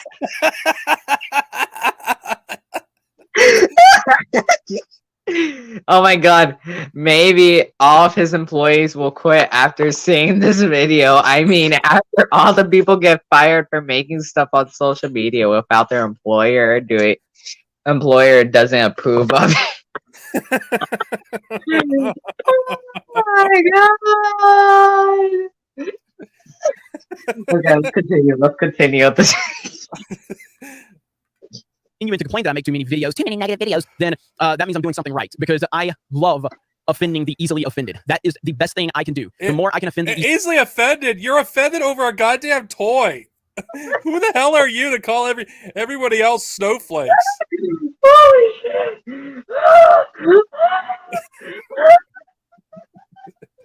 Oh Jesus Christ! Oh my god! Oh my god! I'm having a heart attack over this because it's so fucking funny. BBRK didn't nuke the US.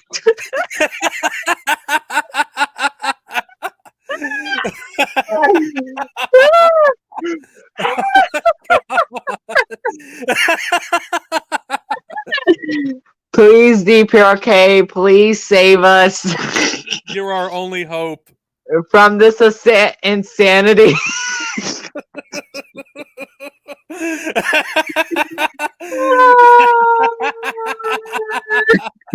Holy shit. My roommate thinks the election was fixed. Why do you think I'm I'm in Cody right now. Don't worry, we'll get you to the DPRK. Oh my god, I got it. Please, DPRK, please nuke, please arrest him, please save us. You're our only hope. Oh wait, don't worry, they're not our only hope. Easily offended, the better job I'm doing, because social justice weirdos are professional victims. They are always looking for something to be victimized by, and they're always looking for someone to claim hurt their feelings, and we're going to cancel them, and we're going to whine about them on Twitter. And I'm here to. You're like the biggest weirdo of them all. I mean, you're literally going on an 8. He's the biggest crybaby I have ever seen. Oh my god, the only rigged election that happened is that literally that Kim Jong-un did not win the presidential election. They rigged it against Kim Jong-un because they know how popular he is.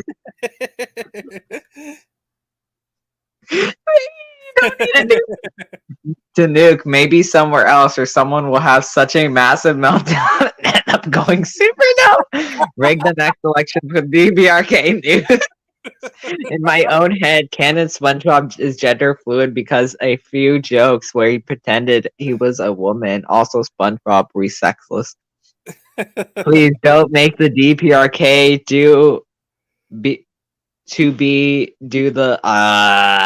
Please don't make the DPRK to be the first one to send Luke to the USA. The USA will probably do it first.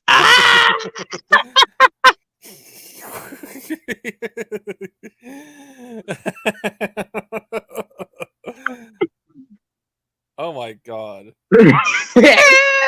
This is pure, like, this is American stupidity. You get triggered over a toy. It's like, this is the sad state of affairs of this country, that this is the thing that people think is so dire. It's so important.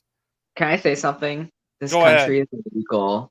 America is illegal. It shouldn't exist, as well as Israel. Should have never existed. America is illegal. You stole my people's land. You stole it.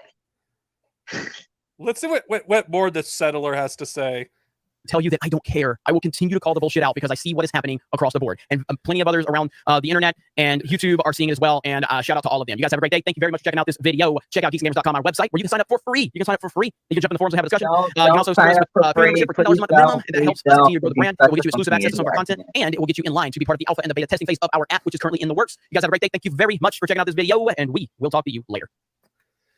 Okay, now let's respond to Unnatural Vegan saying anti-capitalism is anti-vegan. Okay, let's address this video. Oh god. Okay, let's address this one last time. Jeremy Geeks and Gamers is a moron. He's a settler, a privileged one, who gets triggered over the stupidest shit. Oh my god. And yeah, I have nothing more to say. Let's go. Let's react to the cringe that's with veganism.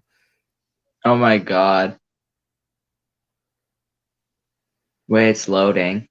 Oh, my thing frozen. Wait, I'll do something. Let me do something.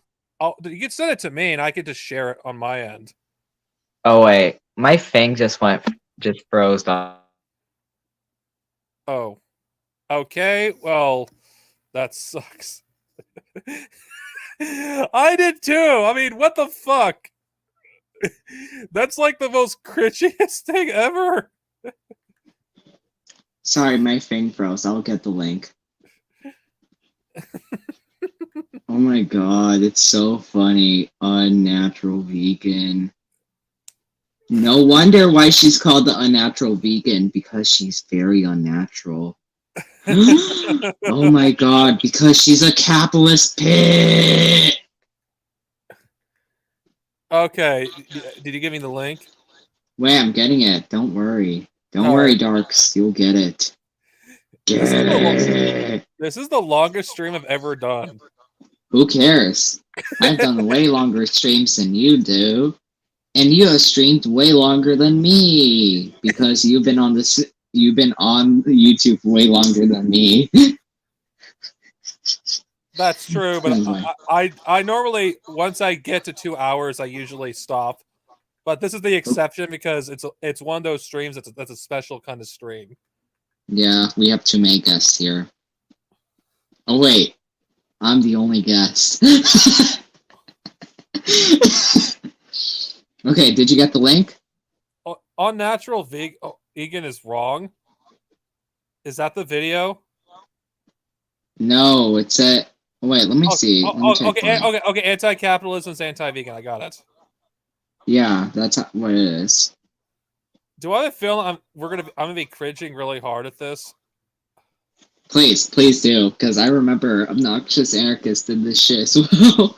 He responded, and it got literally almost 5k views. 5k views, and even Unnatural Vegan responded. I don't think she's gonna respond to my video. Yeah, because it hasn't gotten 1,000 views yet, or over. She only responds to things that have over 1,000 views. Not to mention, this isn't exclusively about her anyway. Yeah, I heard she has reactionary takes before, but I don't know. Oh god, I don't want to judge people by appearances, but she looks privileged. She is. Anyway. I remember she said something about reading Fountainhead. Oh god, let's just see. Well, let's. Oh, you've got to see it. It's so cringe. Okay. I do think that anti-capitalist sentiment is inherently anti-vegan. A couple months ago, I did a Q&A, and one of the questions was about my political ideology, and I was asked if I... What the fuck is she talking about? She said this: I truly believe that anti-capitalist sentiment is inherently anti-vegan. So recently I did a Q&A where somebody asked about my political ideology. They asked if I'm a neoliberal, and I was like, yes, I'm a neoliberal. Oh my god, like, isn't that so great? Like, oh my god, guys, I'm a neoliberal. How great is that? Even though I don't even know what the hell the ideology even is. Like, oh my god.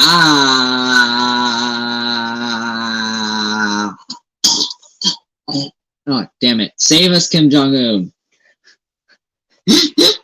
Yes, save us, please. You are only...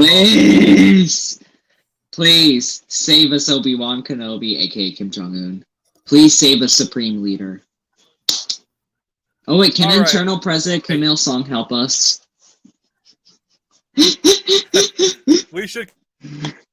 And then I kind of gave a little bit more detail, expanded on a bit in a follow-up Q&A, because the comments on the person, people were kind of mad at me. It ranged from people confusing neoliberalism and libertarianism, they're not the same thing, to kind of like you're dead to me type comments for not opposing capitalism, even equating it to fascism, even saying that it was inconsistent with veganism. So I wanted to address it, the kind of extreme anti-capitalist sentiment. Hey, this is a lot to unpack. Oh my god, it's so funny. So literally, wait, just keep watching. This is what she thinks it is, what neoliberalism is. For those who don't know, neoliberalism just keep watching, it's so funny. Like your typical left-leaning social progressive, but also being generally pro-free market with huge do restrictions on a lot of industries, like housing, but also very pro-welfare state, as libertarians would say. Neoliberals want a substantial. Stop it. Pause it there. Neoliberalism is anti-welfare. Literally, it has cut literally safety nets and literally cut welfare so many times. Neoliberalism has tried to cut Social Security here. Frickin' Social Security. No, it's okay. But yeah. Oh my god, literally, neoliberalism has destroyed every country. Neoliberalism isn't even is fascism, because look at fucking Pinochet. He's a fucking fascist. Oh my god, we are very pro-welfare. Oh yeah, we're social progressives. No, you aren't. You're so, like, literally, neoliberals are super reactionary. They're not It's that so funny. far removed from neoconservatives. Like, it's so funny. See, guys, I'm a neoliberal, even though I don't even know what the hell the ideology is. Just say you're a liberal. Like, there, we can take you seriously if you're a liberal. I don't think we could take anybody who's a liberal or even a neoliberal seriously. Yeah. Even who even calls themselves that? Not all neoliberals do. Of course, there's going to be disagreement when the private options aren't serving the public. Conservatives often accuse neoliberals of being socialist. They accuse everyone of being socialist. Advocating for higher taxation, welfare, but ultimately the wealth in society that funds that welfare is generated by capitalist mechanisms. Same as the case in what people call European socialism, which isn't really socialism by definition. Still relies on profit motives, still has private ownership, even if a few select industries are publicly owned. Since socialism, Okay, I'll say that's true. State to communism being the goal. I'm going to talk about focus on communism here. So why are neoliberals generally pro-free market and anti-communism? Is the question I want to answer. Philosophy is essential when it comes to ethics, but you can't just think really hard to figure out empirical facts, right? Like when it comes to economics and economic policies, and which actually work in practice, which result in a functioning system that promotes a GDP that's conducive to human well-being. You can think up an ethical system in which it is wrong for one person to ever profit off the work of another person. You can call that exploitation, but in order to put that into practice, you have to just not care about the consequences at all. You would have to ignore all of the times communism has been tried and all of the times it has failed, which is every single time it's been tried. Okay, stop. Okay, this is a lot to a lot of unpack it. Yeah. Oh yeah. Can you slow it down, like the speed of it, like a little bit, so we could be able to easily unpack it more? I'll So, do yeah. a 1.5. Yeah. Okay, let's So communism has been super successful. Look at the base DPRK, where we got base daddy Kim Jong-un. Okay, oh my god, look at Maoist if communism China. was such a failure, then why does capitalism always? Why would it still be waging multi-trillion-dollar, campaign to smear at communism? Why would it pay pay academics to make up lies about communism? Why would you pay ally with literal fascists to How come we're literally still even talking about communism in the first place? Like, literally. If it was such a failure, why are we still talking about it? I mean, nobody talks about fucking feudalism anymore. Because it was a complete failure. And what does this have to do with veganism? Literally, because she believes it's inherently anti-vegan for some reason. I can't stand vegans. They're the most privileged motherfuckers in society. Oh, wait. But we got friends who are vegans, like Obnoxious Anarchist. I'm sorry. Sorry, Obnoxious Anarchist. We ain't vegans here. I'm actually eating chicken right now. Sorry, he's gonna throw me to the. He's gonna throw. Oh my god, the other anarchist vegans that are not Obnoxious Anarchists are gonna throw me into the labor camps like that are in Catalonia. Oh no!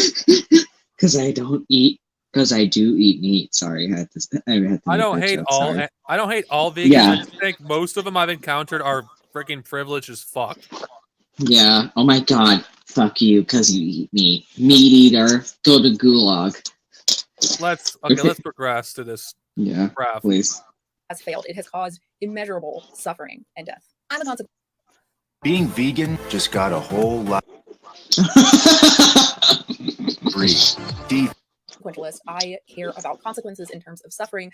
Most people care more about having a job, helping their family, than they do about some abstract principle that says it's wrong for their bosses to make a profit off of their labor. And I care more about what people want than I do deciding what people want for them or what I. Do you not She understand doesn't even know what wage theft exploitation. is? Yeah, she doesn't. Let's debunk her quote-unquote definition of exploitation. You go first. Exploitation, is, in what sense do you want me to define exploitation?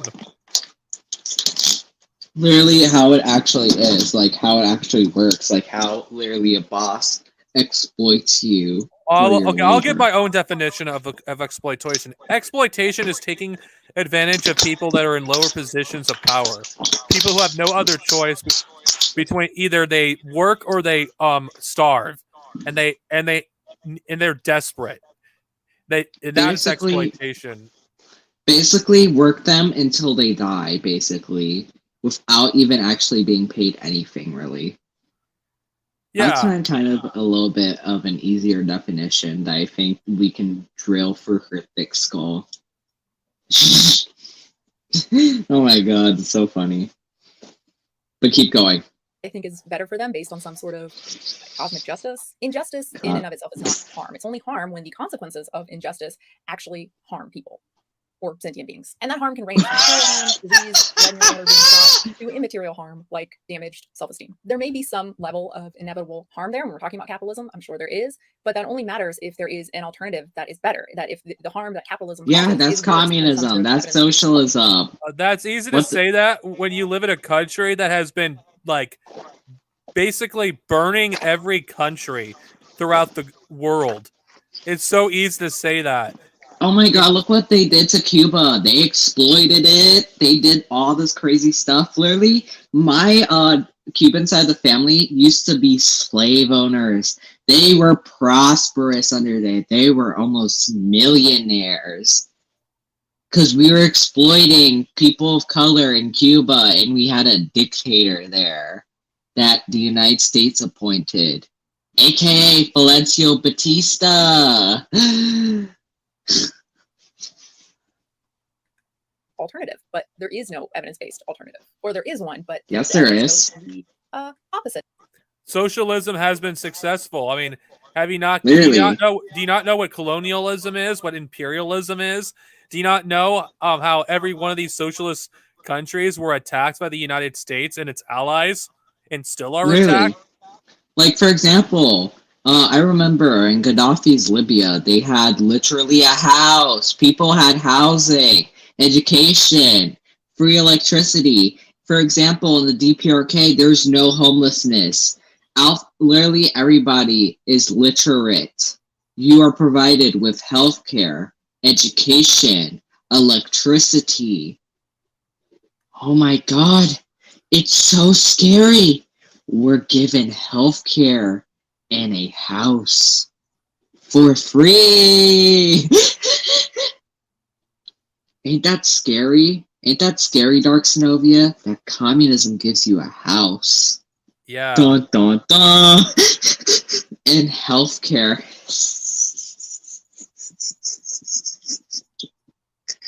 Oh my god, I always have to Talking laugh about at ending these capitalism fuckers. because of the inevitable harms without some solution, without something that actually works better, is like talking about ending food, because food on some level is inevitably harmful. True. What the fuck kind of argument is this? Literally, oh wait, there was a comment that I saw where it says this. Somebody said exploitation of animals. No, it was from Papa Wedge where it was talking about exploitation of animals. Exploitation of animals is cause of industrialization and the rise of capitalism. So how is anti-capitalism anti-vegan? I just don't get it. Capitalism views people as animals to be slaughtered and to be sacrificed. It is the most anti-vegan ideology ever.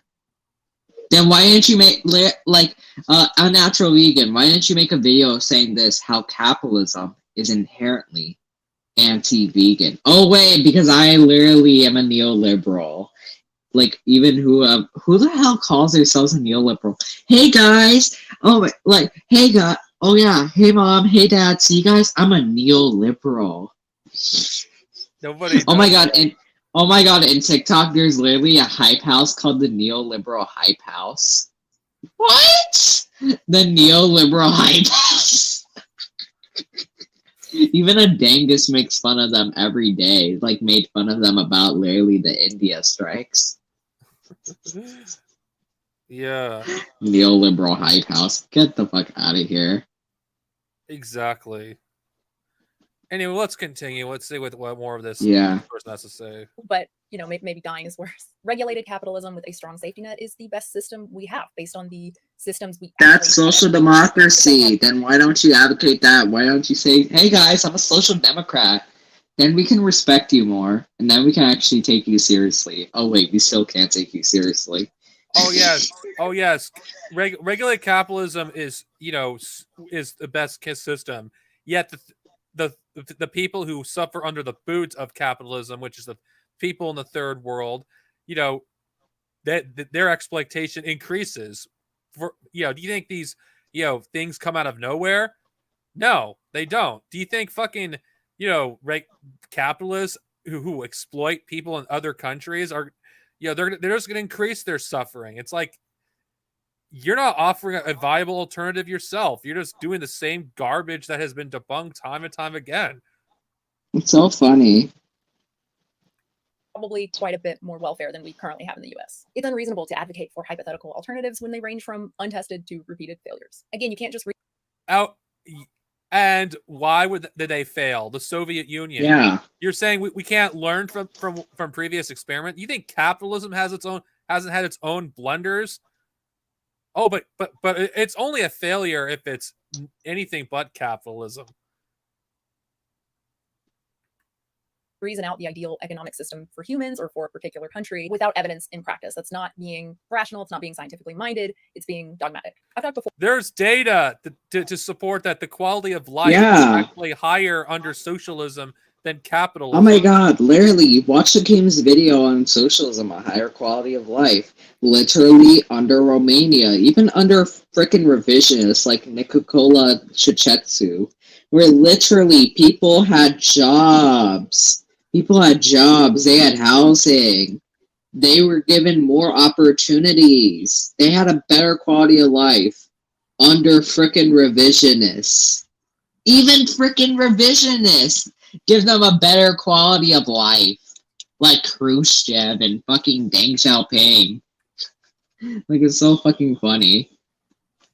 Or about how not all use is abuse. The same goes for exploitation, which refers to unfair use. Some vegans say you can't be vegan unless you are socialist or communist, but there's nothing in the term or the definition. No one said that. No. Oh wait, can you pause that? Like vegan. Yeah.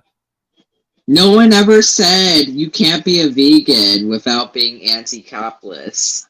There's literally vegans who don't even know what fucking capitalism or socialism is. Who don't even know what the fuck the USSR is because it doesn't fucking exist. Exactly. This And is also, so if stupid. if communism failed so badly, then why in 1993 did the fucking Russian people rebel so much, where they actually wanted to bring back the fucking USSR, and they were almost successful. They almost kicked out Boris Yeltsin. Stupid bitch.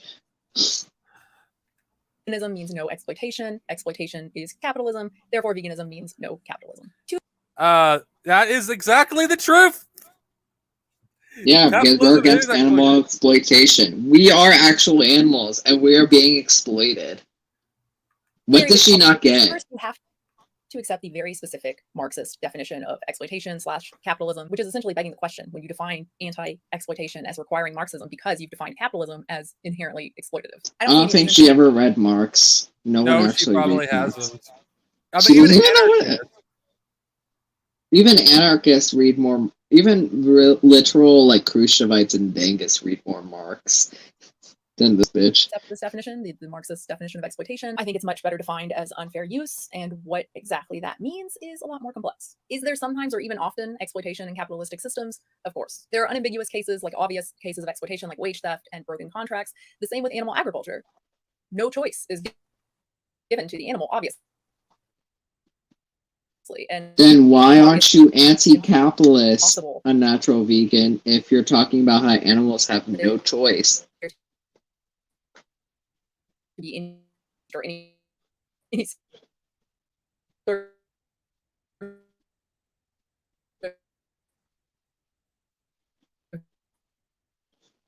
deal.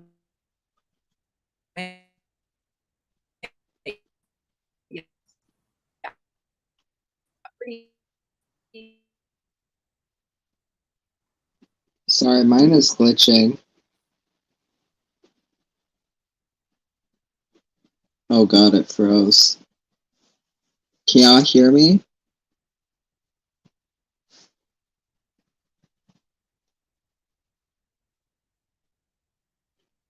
El Salvador! Wait.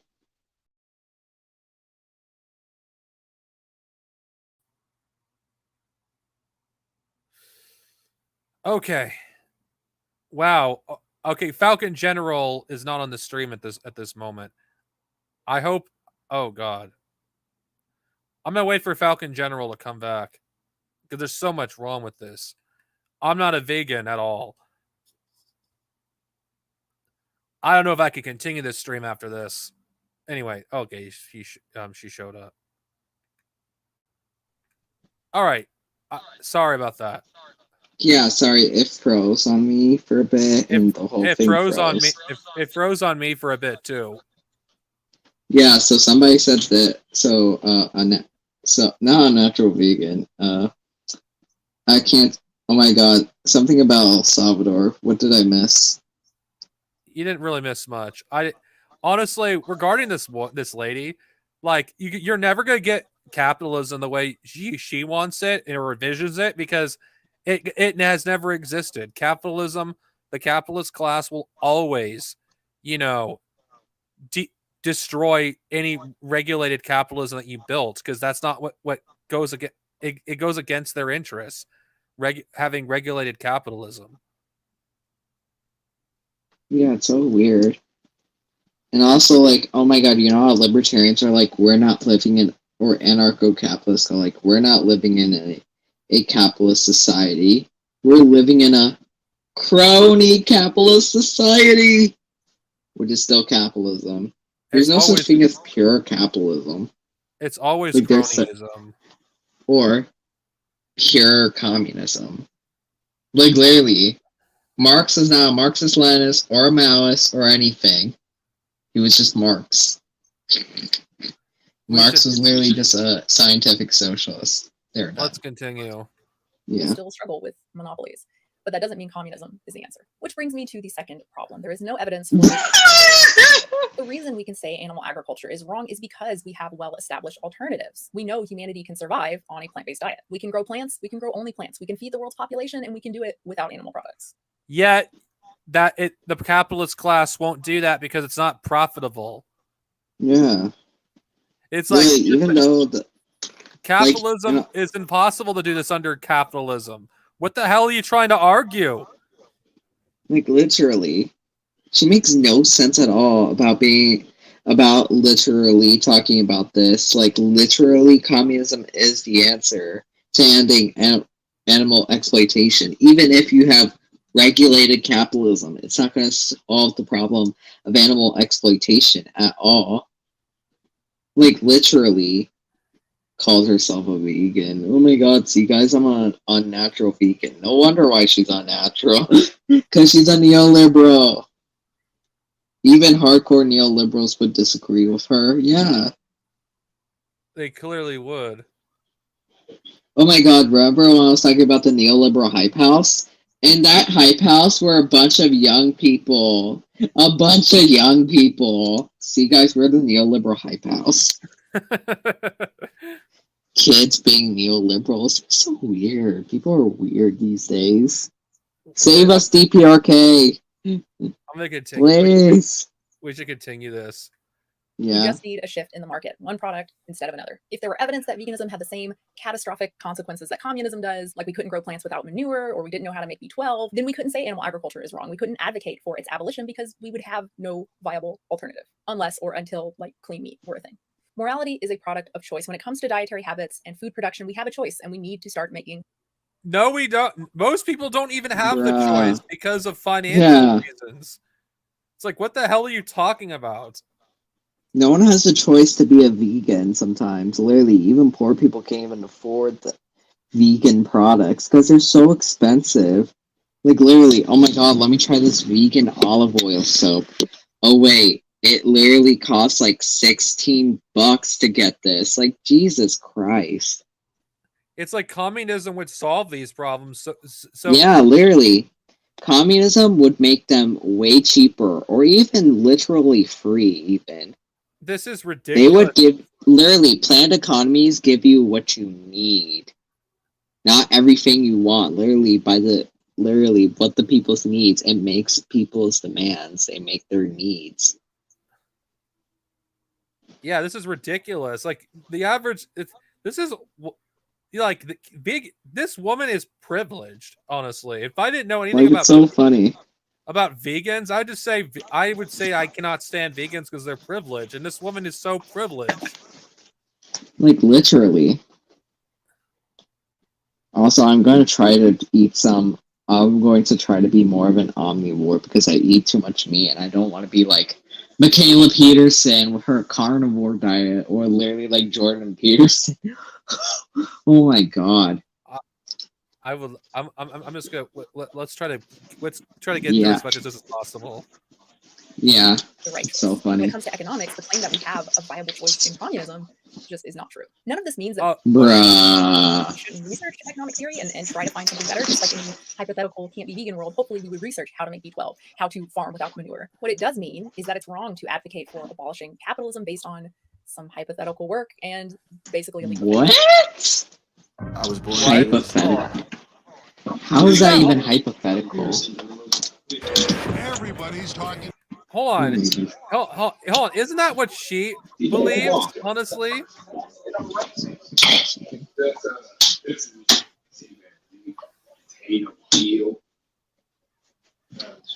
me do something.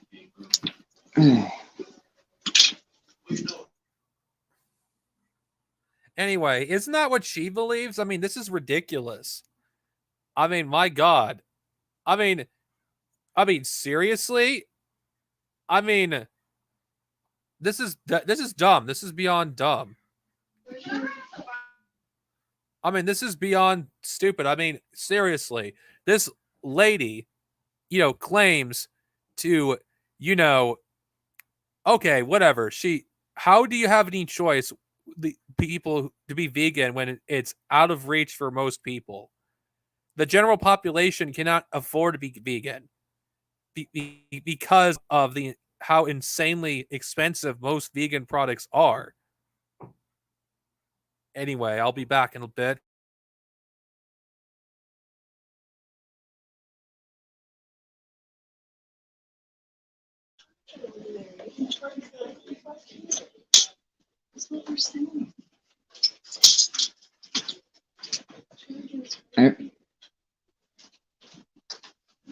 I remember Obnoxious Ericus talked about this subject where he said literally how, like, the wealthy or the rich people. This is so dumb. It's just like, let's just continue. I'm not the vegan police. I don't like to tell people they're not vegan or fake vegan or anything like that. That said, I do think that anti-capitalist sentiment is inherently anti-vegan, at least currently. If we also mean the human Wait, that's dumb. What do you mean by that? Can you elaborate? animal, when we talk about animals in the definition of veganism, and clearly anti-capitalists do, otherwise human economics would be irrelevant, then cruelty to humans is not vegan. Trying to push an entire society into, at best, an unknown situation, putting countless livelihoods and lives at risk within that society. How? Communism literally makes your livelihood way better. No credible reason any and all capitalistic systems, without regard for the human suffering that has always inevitably resulted, is cruel. I know the intent. Oh yeah, as if that doesn't happen under capitalism. I mean, how many children starve every single day, around the world? How many people die because they have Capitalism kills 8 million a year. It's like, you want to talk about the cruelties of communism? What about capitalism? What about the wars that are started because of capitalism? This woman doesn't know what she's talking about. Yeah. intent is not cruelty. And I'm not saying intent doesn't matter. It does when we're talking about, someone's personal character. But look, when we're talking about animal agriculture, the intent isn't cruelty there either. The intent is to produce a product and to make money. It's the outcome which is harmful and the indifference to the outcome which is cruel. I don't think intent is any excuse in the face of overwhelming evidence of harm, and ideological blindness to that harm is no excuse. And Isn't that, hold on, aren't you doing the very thing you're accusing communists of being? I mean, you're basically blind to how harmful capitalism is to the environment. If you really cared about the environment and you're a vegan, supposedly, then you would know that capitalism makes it impossible for the average working man to become a vegan, even if they wanted to. There is no choice to be a vegan for most people. What's your economic status? Are you middle class? Who are you to tell anti-capitalist vegans, that capitalism I think sucks? she's upper middle class because literally she makes money off of her YouTube and basically makes money off of like Patreon and stuff. Going back to the second part of the definition of veganism, by extension promotes the development and use of animal-free alternatives for the benefit of animals, humans, and the environment. So no part of veganism as a moral choice makes any sense outside of a standard economic model of supply and demand. Without capital, you could do wait. veganism without capitalism. One question. Go check the likes to dislikes ratio in the whole video. It's so funny. You gotta see it. Look at it. I'll look at it later, actually. Alright. Because I don't got much time left, so let's get this through. Alright, let's hurry this up and then we have to end this video. Promoting personal consumer actions and boycotts and alternatives as morally meaningful makes no sense. The presumption of a capitalistic context, a capitalistic society, is part of the definition of veganism. A denial of capitalism or opting out of capitalism in principle, not only does this make vegan ethics irrelevant, it fails to do good in the most cogent way that veganism acts on the world, by changing production. It's a failure to be vegan in any sense, from ethical principle to consequence. So yeah, not vegans who happen to be anti-capitalist, not vegans, but the ideology of anti-capitalism seems inherently at odds with veganism, at least for now. No, it's not. No, it's not. In fact, I argue if you're anti-capitalist, it's more anti-capitalism, more alliance with veganism than capitalism does. Only a privileged minority can become a vegan, and not to mention, not to mention, some people cannot become vegan because of cultural reasons. It's vegans are a lot of like this woman are very chauvinistic. Like literally, oh yeah, like sometimes even vegans come off as like dogmatic as well. Sometimes even to meat eaters, like it's super funny. I'm not, fervently pro-capitalism. I'm not committed to that. I'm not even committed to neoliberal. It's just kind of the closest descriptor to what I currently believe in terms of politics. I think the only kind of label like you don't even know what neoliberalism is. Capitalism and communism. There is no evidence for it being anything other than a horrible, dangerous political theory when put into practice. Thank you so much for watching. As if capitalism. That is BS. That's so literally. That is so much BS she said about communism. Communism improves people's livelihoods. People can read. Literally have healthcare, electricity, a house. People had a house under Gaddafi. Under capitalism in Libya, literally, guess what? They got open slave markets. Slave markets. The deep state wouldn't be spending trillions of dollars each year to demonize an ideology if it didn't work. It's only dangerous to freaking liberals and conservatives who refuse to see how capitalism screws over the working man. And you know what? I think we've addressed this video enough. If I have to be honest, that was cringe. Anyway, this was a longer stream than I intended. It was an honor having you on, Falcon. Thanks. I hope to stream with you again. Anyway, everyone, stay safe. May the force be with you, and red salute. Bye, guys. Okay, did it end? Did it end? Alright. I think the stream ended. Let's see.